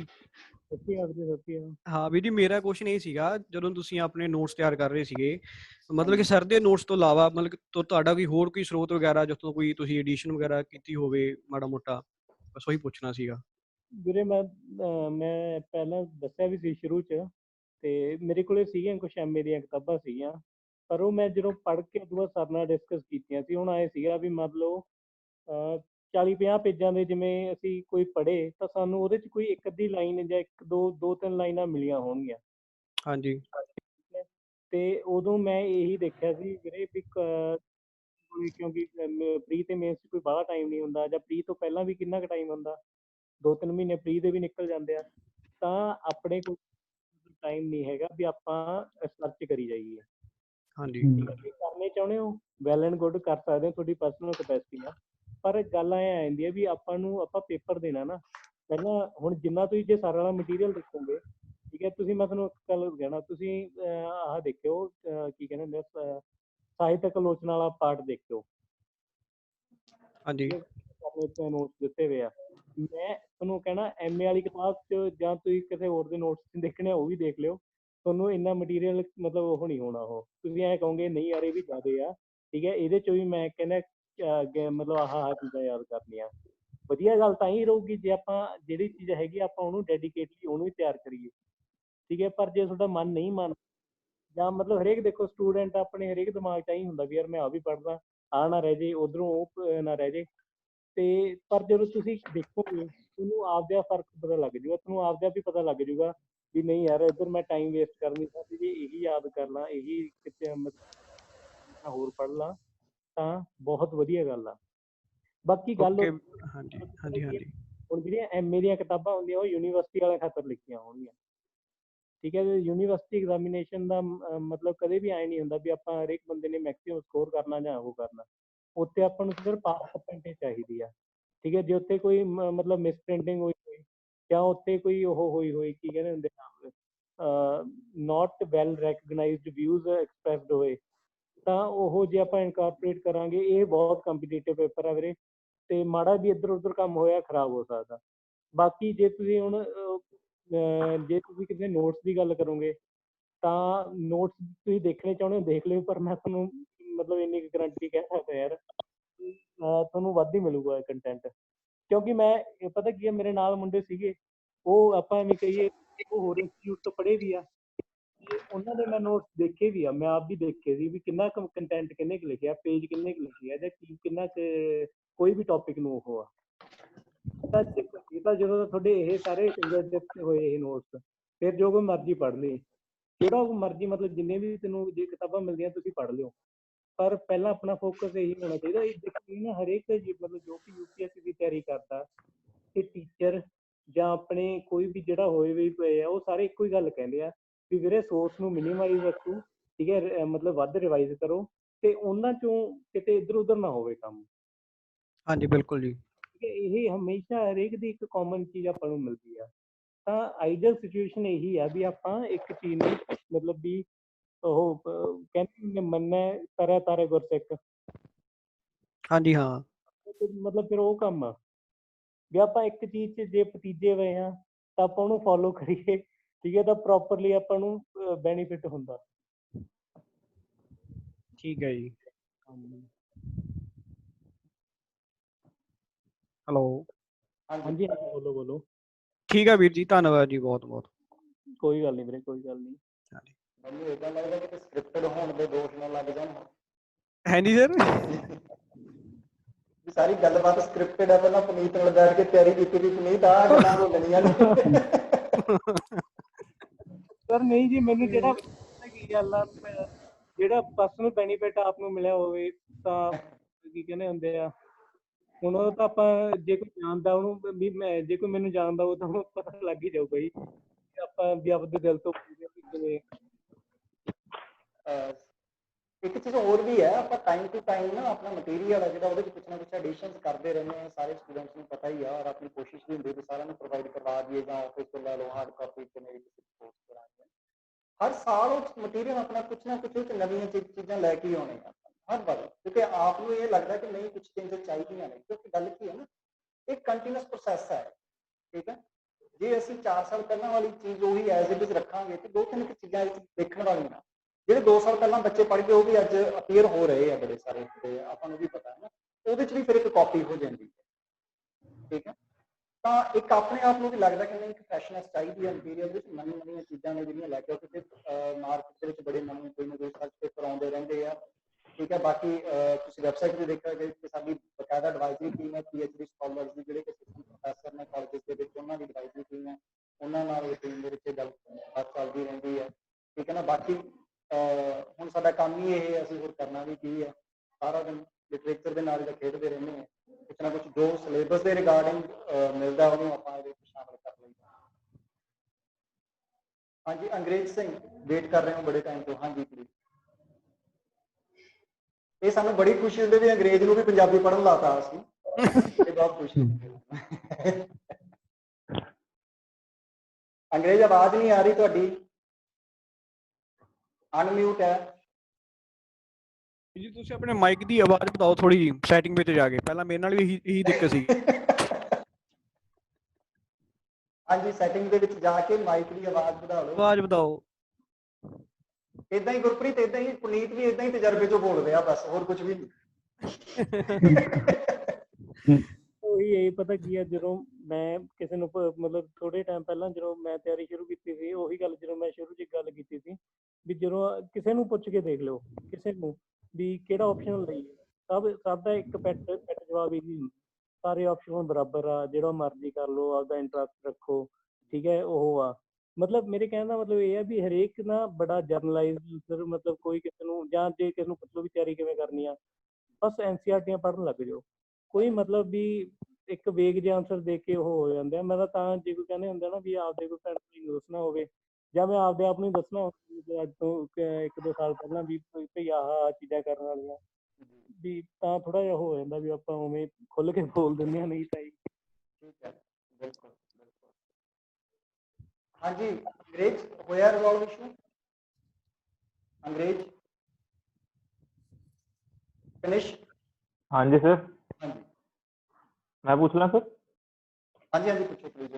ਉਨੀ ਦੇਰ ਹਾਂਜੀ। ਅੰਗਰੇਜ਼ ਜੀ ਤੁਸੀਂ ਸੈਟਿੰਗ ਕਰੋ, ਦੇਖੋ ਕਿ ਮਾਈਕ ਹਾਂਜੀ ਸਰ, ਇੱਕ ਤਾਂ ਜਿਹੜੀ ਪ੍ਰੈਜ਼ੈਂਟ ਸਿਚੁਏਸ਼ਨ ਹੈਗੀ, ਜਿੱਦਾਂ ਹੁਣ ਪ੍ਰੀ ਦੀ ਡੇਟ ਦੀ ਅਗਸਤ ਦੇ ਐਂਡ ਤੱਕ ਆਉਂਦੀ ਹੈ, ਤੇ ਆਪਾਂ ਇਸ ਟਾਈਮ ਆਪਸ਼ਨਲ ਨੂੰ ਕਿੱਦਾਂ ਲੈ ਕੇ ਚੱਲੀਏ? ਮਤਲਬ ਹੁਣ ਆਨਸਰ ਰਾਈਟਿੰਗ ਕਰਨ ਦਾ ਤਾਂ ਫਾਇਦਾ ਨਹੀਂ, ਕਿਉਂਕਿ ਸਰ ਉਹਦੇ ਲਈ ਤਾਂ ਖੁੱਲ੍ਹਾ ਟਾਈਮ ਚਾਹੀਦਾ ਬਹੁਤ, ਉਹਨੂੰ ਆਪਾਂ ਪ੍ਰੀ ਤੋਂ ਬਾਅਦ ਹੀ ਦੇਖਾਂਗੇ।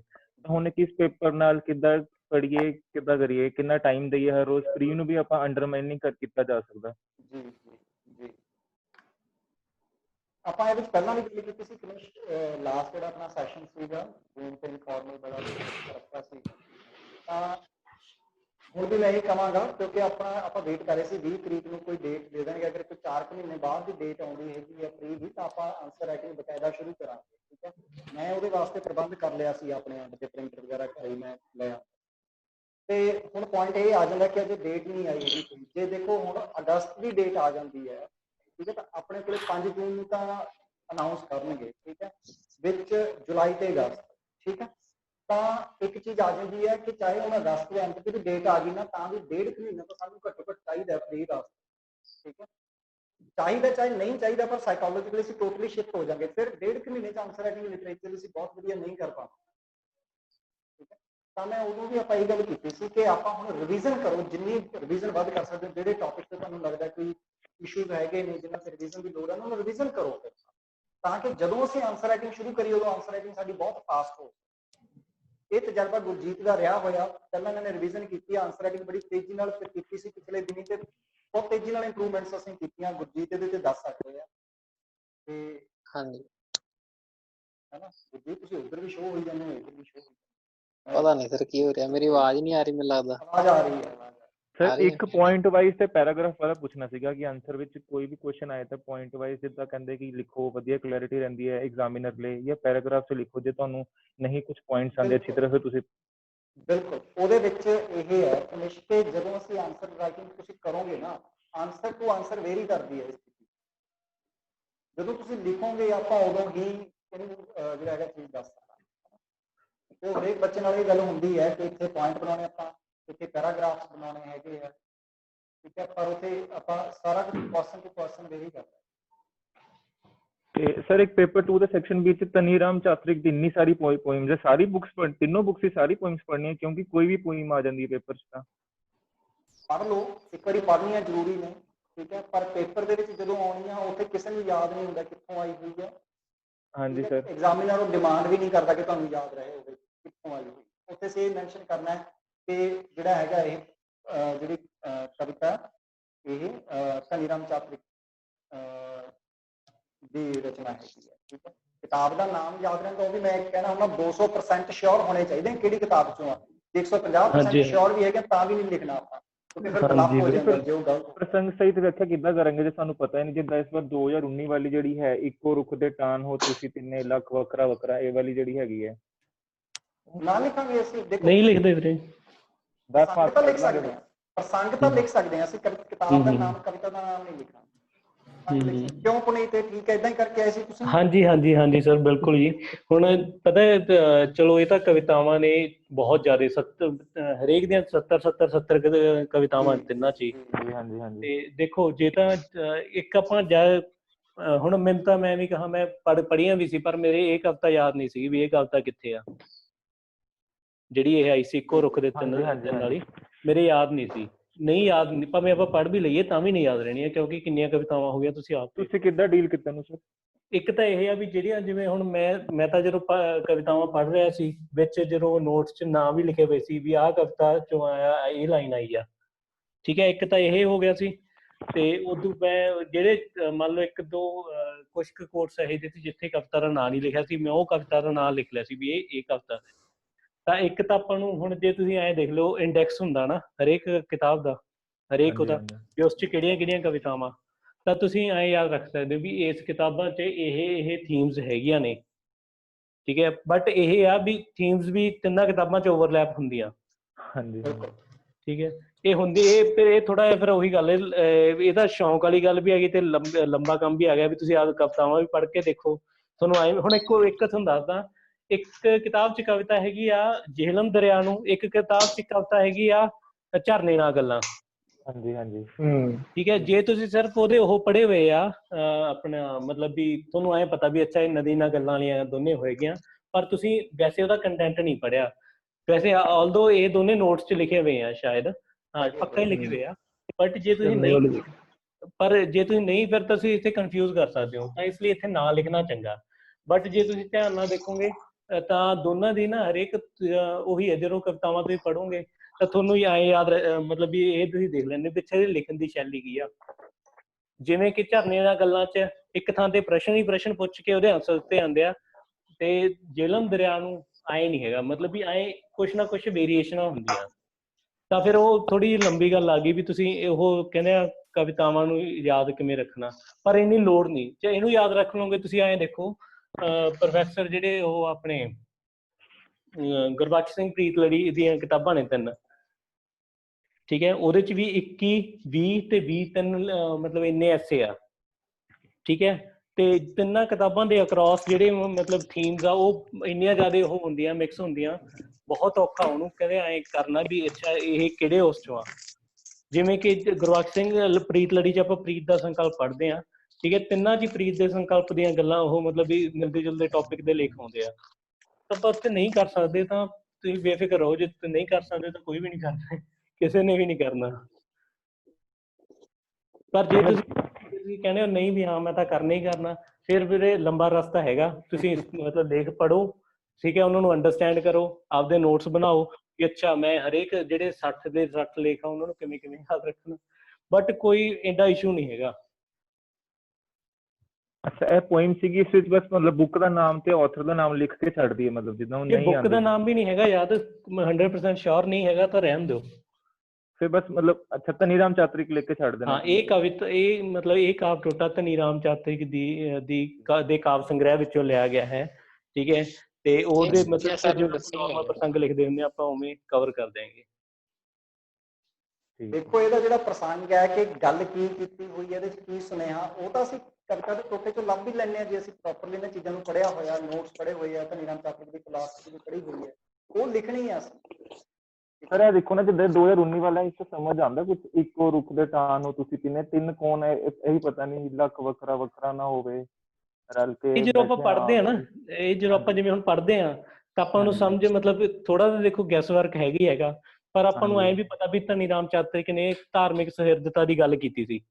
ਹਾਂਜੀ ਹਾਂਜੀ ਹਾਂਜੀ, ਠੀਕ ਹੈ, ਜਦੋਂ ਉਹਨੇ ਧਾਰਮਿਕ ਸੁਹਿਰਦਤਾ ਦੀ ਗੱਲ ਕੀਤੀ ਸੀ ਤਾਂ ਇਹ ਕਵਿਤਾ ਮਤਲਬ ਦੇਖੋ ਹੁਣ ਕਵੀ ਐਂ ਤਾਂ ਹੈ ਨਹੀਂ ਵੀ ਸਿੱਧਾ ਕੀ ਕਹਿੰਦੇ ਹੁੰਦੇ ਆ, ਕੋਈ ਵੀ ਕਵੀ ਹੈ ਜਿਹੜਾ ਉਹ ਐਂ ਵੈਸੀ ਗੱਲਾਂ ਲਿਖੂਗਾ ਵੀ ਇੱਕ ਰੁੱਖ ਦੇ 3 ਟਾਹਣੇ ਆ ਜਾਂ ਉਹ ਆ, ਤਾਂ ਓਬਵੀਅਸਲੀ ਉਸ 'ਚ ਕੋਈ ਨਾ ਕੋਈ ਮੈਸੇਜ ਤਾਂ ਹੋਊਗਾ ਹੀ ਹੋਊਗਾ। ਹੁਣ ਆਪਾਂ ਨੂੰ ਇਹ ਥੋੜਾ ਜਿਹਾ ਦੇਖਣਾ ਪੈਂਦਾ ਵੀ ਆਪਾਂ ਉਹਦੀ ਕਵਿਤਾਵਾਂ, ਉਹਦੀ ਆਪਾਂ ਵਿਚਾਰਧਾਰਾ, ਇਹ ਸਾਰਾ ਕੁਛ ਪੜ੍ਹਿਆ ਹੋਇਆ, ਉਹਦੀ ਪਰਸਨੈਲਿਟੀ ਬਾਰੇ ਪੜ੍ਹਿਆ ਹੋਇਆ, ਤਾਂ ਆਪਾਂ ਨੂੰ ਆਈਡੀਆ ਹੁੰਦਾ ਵੀ ਅੱਛਾ ਜੇ ਇਹਦੀ ਗੱਲ ਕਰਦਾ, ਇਹਦੀ ਇਹ ਸੋਚਣੀ ਸੀ, ਤਾਂ ਮੋਸਟ ਐਪਰੋਪ੍ਰੀਏਟਲੀ ਇਹ ਇਹਦੇ ਨਾਲ ਹੀ ਹੋਊਗਾ। ਠੀਕ ਹੈ, ਠੀਕ। ਤਾਂ ਮਤਲਬ ਆਪਾਂ ਨੂੰ ਉਵੇਂ ਕਰਨਾ ਪਊਗਾ। ਪਰ ਬਸ ਐਂ ਆ ਦੇਖੋ, ਇਹ ਹੁੰਦੀ ਹੈ, ਆਪਾਂ ਪ੍ਰੀਚ ਨਹੀਂ ਪੜ੍ਹਦੇ ਹੁੰਦੇ ਇੰਟੈਲੀਜੈਂਸ ਗੈਸਿੰਗ।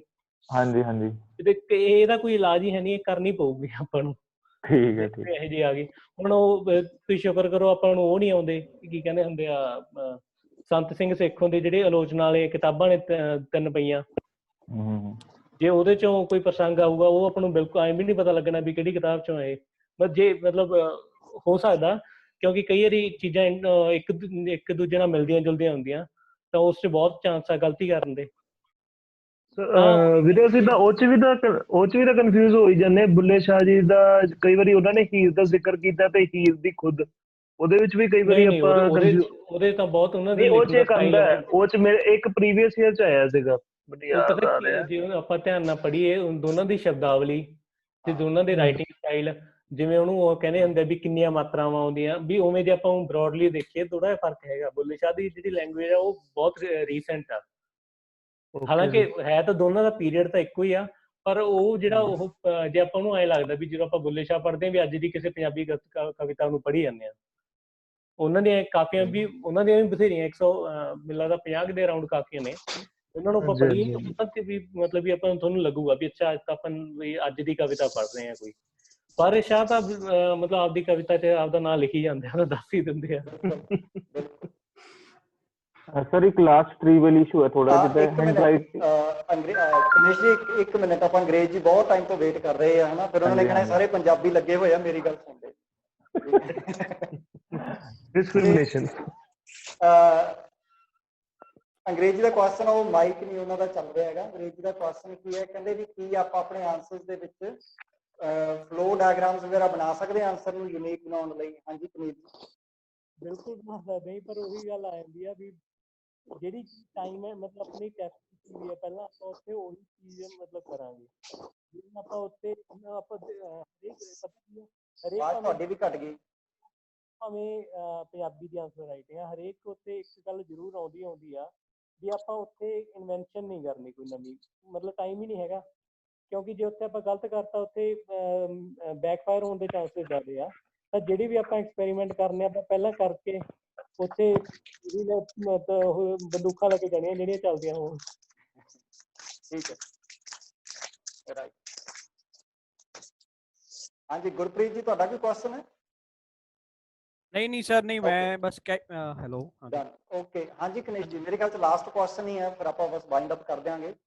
ਹਾਂਜੀ ਤੁਸੀਂ ਪ੍ਰੀ ਤੋਂ ਬਾਅਦ ਆਨਸਰ ਰਾਈਟਿੰਗ ਸ਼ੁਰੂ ਕੀਤੀ ਸੀ ਕਿ ਪਹਿਲਾਂ ਤੋਂ ਹੀ ਮਤਲਬ ਕਰ ਰਹੇ ਸੀਗੇ? ਅੱਛਾ ਗੁਰਜੀਤ ਜੀ, ਹਾਂਜੀ। ਕੁਝ ਟੌਪਿਕ ਤਾਂ ਮੈਂ ਪਹਿਲਾਂ ਕੀਤੇ ਹੋਏ ਸੀਗੇ ਤੇ ਬਾਕੀ ਕਾਫੀ ਹੱਦ ਤੱਕ ਮੈਂ ਉਦੋਂ ਬਾਅਦ ਚੋਂ ਵੀ ਕੀਤੀ ਸੀ। ਠੀਕ ਹੈ ਜੀ, ਠੀਕ। ਹਾਂਜੀ ਹਾਂਜੀ ਕਨੇਸ਼ ਸਰ, ਇੱਕ ਹੈਂਡ ਰਾਈਟਿੰਗ, ਸਪੀਡ ਤੇ ਫੌਂਟ ਸਾਈਜ਼, ਇਹ ਤਿੰਨਾਂ ਨੂੰ ਕਿੱਦਾਂ ਇੰਪਰੂਵ ਕਰਨਾ ਹੈ? ਕਿਆ ਉਹ ਸਾਨੂੰ ਕਰਸਿੰਗ ਰਾਈਟਿੰਗ ਵਾਲੀ ਬੁੱਕ ਕਰਨੀ ਚਾਹੀਦੀ ਛੋਟੇ ਬੱਚਿਆਂ ਵਾਲੀ, ਥੋੜੀ ਹੈਂਡ ਰਾਈਟਿੰਗ ਸੁਧਰ ਜਾਏ, ਜਾਂ ਕਿੱਦਾਂ? ਮਤਲਬ ਪੰਜਾਬੀ ਚ ਕਰਸਿਵ ਰਾਈਟਿੰਗ ਦਾ ਤਾਂ ਇੰਨਾ ਕੋਈ ਮਤਲਬ ਸਟੈਂਡਰਡ ਫਾਰਮੈਟ ਕਹਿੰਦੇ ਆ ਲੋਕ ਵੀ, ਪਰ ਉਹ ਨਹੀਂ ਦੇਖਿਆ ਨਹੀਂ, ਤੇ ਆਪਣੇ ਕੋਲ ਇੰਨਾ ਟਾਈਮ ਵੀ ਨਹੀਂ ਹੋਣਾ ਕਰਸਿਵ ਵਾਲਾ ਤਾਂ। ਤੇ ਪਰ ਐ ਆ ਲੈਜੀਬਲ ਹੋਣੀ ਚਾਹੀਦੀ ਆ, ਪੜ੍ਹੀ ਜਾਣੀ ਚਾਹੀਦੀ ਆ, ਠੀਕ ਹੈ। ਉਸ 'ਚ ਮੈਂ ਕਹਿਣਾ ਕੋਈ ਇੰਨਾ ਫਰਕ ਨਹੀਂ ਪੈਂਦਾ, ਪਰ ਓਬਵੀਅਸਲੀ ਦੇਖੋ ਸਾਈਕੋਲੋਜੀਕਲੀ ਜੇ ਹੁਣ ਆਪਾਂ ਟੀਚਰ ਨੂੰ ਆਪਾਂ ਤੰਗ ਕਰਾਂਗੇ ਤਾਂ ਨੰਬਰ ਕੱਟ। ਜੇ ਆਪਾਂ ਪੜ੍ਹਿਆ ਨਹੀਂ ਜਾ ਸਕਦੇ, ਠੀਕ ਹੈ, ਆਪਾਂ ਮਤਲਬ ਸਾਰਾ ਮਿਸਮੈਨੇਜ ਕਰਕੇ ਲਿਖਿਆ ਹੋਇਆ, ਠੀਕ ਹੈ, ਐਕਸੈਸਿਵਲੀ ਲਾਰਜ ਫੌਂਟ ਸਾਈਜ਼ ਆ, ਉਹ ਵੀ ਕਹਿੰਦਾ ਉਹ ਆਪਾਂ ਵਰਤ ਲਗਾਂਗੇ, ਉਹ ਆਪਣਾ ਅਸਰ ਖਰਾਬ ਹੋ ਜਾਊਗਾ। ਬਾਹਲੇ ਛੋਟੇ ਲਿਖਤੇ ਤਾਂ ਐਂ ਦੇਖੋ ਉਹ ਟੀਚਰ ਜਿਹੜੇ ਹੈਗੇ ਆ ਕਹਿੰਦੇ ਸਾਰੇ ਕਹਿੰਦੇ ਕਿੰਨੇ ਐਕਸਪੀਰੀਅੰਸ ਵਾਲੇ, ਕਿੱਡੇ ਏਜਡ ਪਰਸਨ ਆ, ਤਾਂ ਫਿਰ ਉੱਥੇ ਉਹ ਔਖੇ ਹੋਣਗੇ ਵੀ ਉਹਨਾਂ ਨੂੰ ਪੜ੍ਹਨਾ ਔਖਾ ਹੋਊਗਾ।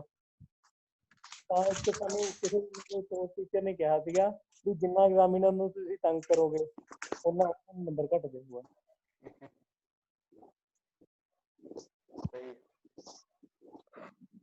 ਤੇ ਬਾਕੀ ਜਿਹੜੀ ਇੰਪਰੂਵਮੈਂਟ ਵਾਲੀ ਗੱਲ ਆ ਉਹ ਤਾਂ ਇਹੀ ਆ ਵੀ ਦੇਖੋ ਆਪਾਂ ਨਾਰਮਲੀ ਇੰਪਰੂਵ ਕਰੀ ਜਾਵਾਂਗੇ। ਫੌਂਟ ਆਨਸਰ ਰਾਈਟਿੰਗ 'ਚ ਵੈਸੇ ਕਰ ਸਕਦੇ ਹਾਂ, ਐਜ਼ ਆ ਹੈਬਿਟ ਫਾਰਮ ਕਰ ਲਈ ਆਪਣੀ। ਪਰ ਮੇਨ ਜਿਹੜੀ ਇਹਦੀ ਇਵੈਲੂਏਸ਼ਨ ਆ ਉਹ ਪੇਪਰ 'ਚ ਹੀ ਹੁੰਦੀ। ਜਿੰਨੇ ਜ਼ਿਆਦਾ ਤੁਸੀਂ ਪੇਪਰ ਅਟੈਂਪਟ ਕਰੋਗੇ ਉਨਾ ਜ਼ਿਆਦਾ ਤੁਹਾਡੀ ਫੌਂਟ ਤੇ ਕੀ ਕਹਿੰਦੇ ਹੁੰਦੇ ਆ ਹੈਂਡ ਰਾਈਟਿੰਗ, ਇਹ ਸਾਰਾ ਕੁਛ ਇੰਪਰੂਵ ਹੋਣਗੇ। ਆਪਾਂ ਆਪ ਵੀ ਇਹਦੇ ਤੇ ਕੰਮ ਕਰਦੇ ਹੁੰਦੇ ਆ, ਬਾਕੀ ਸਟੂਡੈਂਟਸ ਨੂੰ ਪਤਾ ਹੋਊ ਜਿਨ੍ਹਾਂ ਨੇ ਆਨਸਰ ਰਾਈਟਿੰਗ ਕੀਤੀ ਹੈ ਕਿ ਸਭ ਤੋਂ ਪਹਿਲਾਂ ਸਾਡਾ ਇਹ ਹੁੰਦਾ ਹੈ ਕਿ ਪਹਿਲਾਂ ਆਪਣੀ ਕਨਸੈਪਚੁਅਲ ਕਲੈਰਿਟੀ ਕਰੋ। ਜਦੋਂ ਤੁਹਾਨੂੰ ਇਹ ਚੀਜ਼ ਹੈ ਨਾ ਸਟੈਪ ਬਾਏ ਸਟੈਪ ਇਹ ਕਨਸੈਪਚੁਅਲ ਕਲੈਰਿਟੀ ਕਰੋ। ਜਿੱਥੇ ਤੁਹਾਡੀ ਹੈਂਡ ਰਾਈਟਿੰਗ ਦੀ ਪ੍ਰੋਬਲਮ ਆ ਰਹੀ ਹੋਏਗੀ ਉਸ ਤੋਂ ਬਾਅਦ ਆਪਾਂ ਫਿਰ ਹੈਂਡ ਰਾਈਟਿੰਗ ਤੇ ਕੰਮ ਕਰਾਂਗੇ। ਇੱਕੋ ਵੇਲੇ ਸਾਰੇ ਸਟੈਪਸ ਤੇ ਕੰਮ ਨਹੀਂ ਕਰਨਾ ਚਾਹੀਦਾ ਆਪਾਂ ਨੂੰ, ਠੀਕ ਹੈ। ਤੇ ਜਿੱਥੇ ਕਿਤੇ ਉਹ ਪ੍ਰੋਬਲਮ ਆਏਗੀ ਫਿਰ ਆਪਾਂ ਹੈਂਡ ਰਾਈਟਿੰਗ ਤੇ ਵੀ ਕੰਮ ਕਰਾਂਗੇ। ਤੁਹਾਡੇ ਕੁਝ ਸਟੂਡੈਂਟਸ ਹੈਗੇ ਨੇ ਜਿਨ੍ਹਾਂ ਨੇ ਸਮਝਿਆ ਇਸ ਚੀਜ਼ ਨੂੰ, ਉਹਨਾਂ ਨੇ ਹੈਂਡ ਰਾਈਟਿੰਗ ਬਹੁਤ ਸੋਹਣੀ ਬਣਾਈ ਹੋਈ ਆ ਆਪਣੀ। ਸੋ ਬਹੁਤ ਸਾਰੇ ਸਟੂਡੈਂਟਸ ਆਪਣੇ ਨਾਲ ਜੁੜੇ ਸੀ, ਆਪਣੇ ਕੁਐਸਚਨ ਪੁੱਛਦੇ ਗਏ ਤੇ ਤੁਰਦੇ ਗਏ, ਹੈ ਨਾ। ਤੇ ਬਹੁਤ ਵਧੀਆ ਸੈਸ਼ਨ ਰਿਹਾ ਪੁਨੀਤ, ਥੈਂਕ ਯੂ ਸੋ ਮਚ, ਹੈ ਨਾ। ਬੜੀਆਂ ਗੱਲਾਂ ਸਾਰਿਆਂ ਨੇ ਸੁਣੀਆਂ ਤੇ ਬੜੀ ਵਧੀਆ ਇੰਟਰੈਕਸ਼ਨ ਰਹੀ। ਇੰਨੇ ਬਹਾਨੇ ਫਿਰ ਆਪਾਂ ਮਿਲ ਲਏ ਤੇ ਆਪਾਂ ਫਿਰ ਕੋਸ਼ਿਸ਼ ਕਰਾਂਗੇ। ਥੋੜੇ ਦਿਨਾਂ ਬਾਅਦ ਬਲਪ੍ਰੀਤ ਜੀ ਚਲੇ ਗਏ ਕੇਰਲਾ, ਉੱਥੇ ਸੈਟਲ ਹੋ ਜਾਣਗੇ ਤੇ ਫਿਰ ਆਪਾਂ ਕੋਸ਼ਿਸ਼ ਕਰਾਂਗੇ ਉਹਨਾਂ ਨੂੰ ਵੀ ਲੈ ਆਵਾਂਗੇ ਆਪਾਂ ਇੱਕ ਦਿਨ। ਇਸੇ ਤਰੀਕੇ ਨਾਲ ਨਾ ਆਪਣਾ ਇੱਕ ਸਟੂਡੈਂਟ ਹੈ, ਪਿਛਲੇ ਤੁਹਾਡੇ ਵਿੱਚੋਂ ਕਿਹਦੇ ਬੈਚ ਸੀ ਸਟੂਡੈਂਟ, ਉਹ ਜੰਮੂ ਤੋਂ ਸੀ ਲੜਕਾ ਜਤਿੰਦਰਪਾਲ ਸਿੰਘ, ਸ਼ਾਇਦ ਗੁਰਪ੍ਰੀਤ ਤੁਹਾਡੇ ਬੈਚ ਦੇ ਵਿੱਚ ਆਈ ਥਿੰਕ, ਪਤਾ ਨਹੀਂ। ਤੇ ਦਿੱਲੀ ਜੰਮੂ ਕਸ਼ਮੀਰ PCS ਦੇ ਵਿੱਚ ਸਿਲੈਕਟ ਹੋਏ ਆ, ਉਹਨਾਂ ਦੇ 600 ਤੋਂ 455 ਨੰਬਰ ਆਏ ਆ, 75.8% ਸਕੋਰ ਆਇਆ ਪੰਜਾਬੀ ਲਿਟਰੇਚਰ ਉਹਨਾਂ ਦਾ, ਠੀਕ ਹੈ। ਦਿੱਲੀ ਆਪਣੇ ਸਟੂਡੈਂਟ ਰਹੇ ਨੇ। ਇੱਕ ਦਿਨ ਆਪਾਂ ਉਹਨਾਂ ਨੂੰ ਲੈ ਕੇ, ਕਿਉਂਕਿ ਆਫਿਸਰ ਸਾਰੇ ਅੱਜ ਕੱਲ੍ਹ ਕੋਵਿਡ ਦੇ ਕਰਕੇ ਬਿਜ਼ੀ ਨੇ, ਤੇ ਆਪਾਂ ਕਿਸੇ ਦਿਨ ਉਹਨਾਂ ਨਾਲ ਵੀ ਗੱਲਾਂ ਕਰਾਂਗੇ। ਪੁਨੀਤ ਬਹੁਤ ਬਹੁਤ ਧੰਨਵਾਦ। ਆਪਣਾ ਇਮੀਡੀਏਟਲੀ ਇਹ ਸਾਰਾ ਪਲਾਨ ਹੋਇਆ,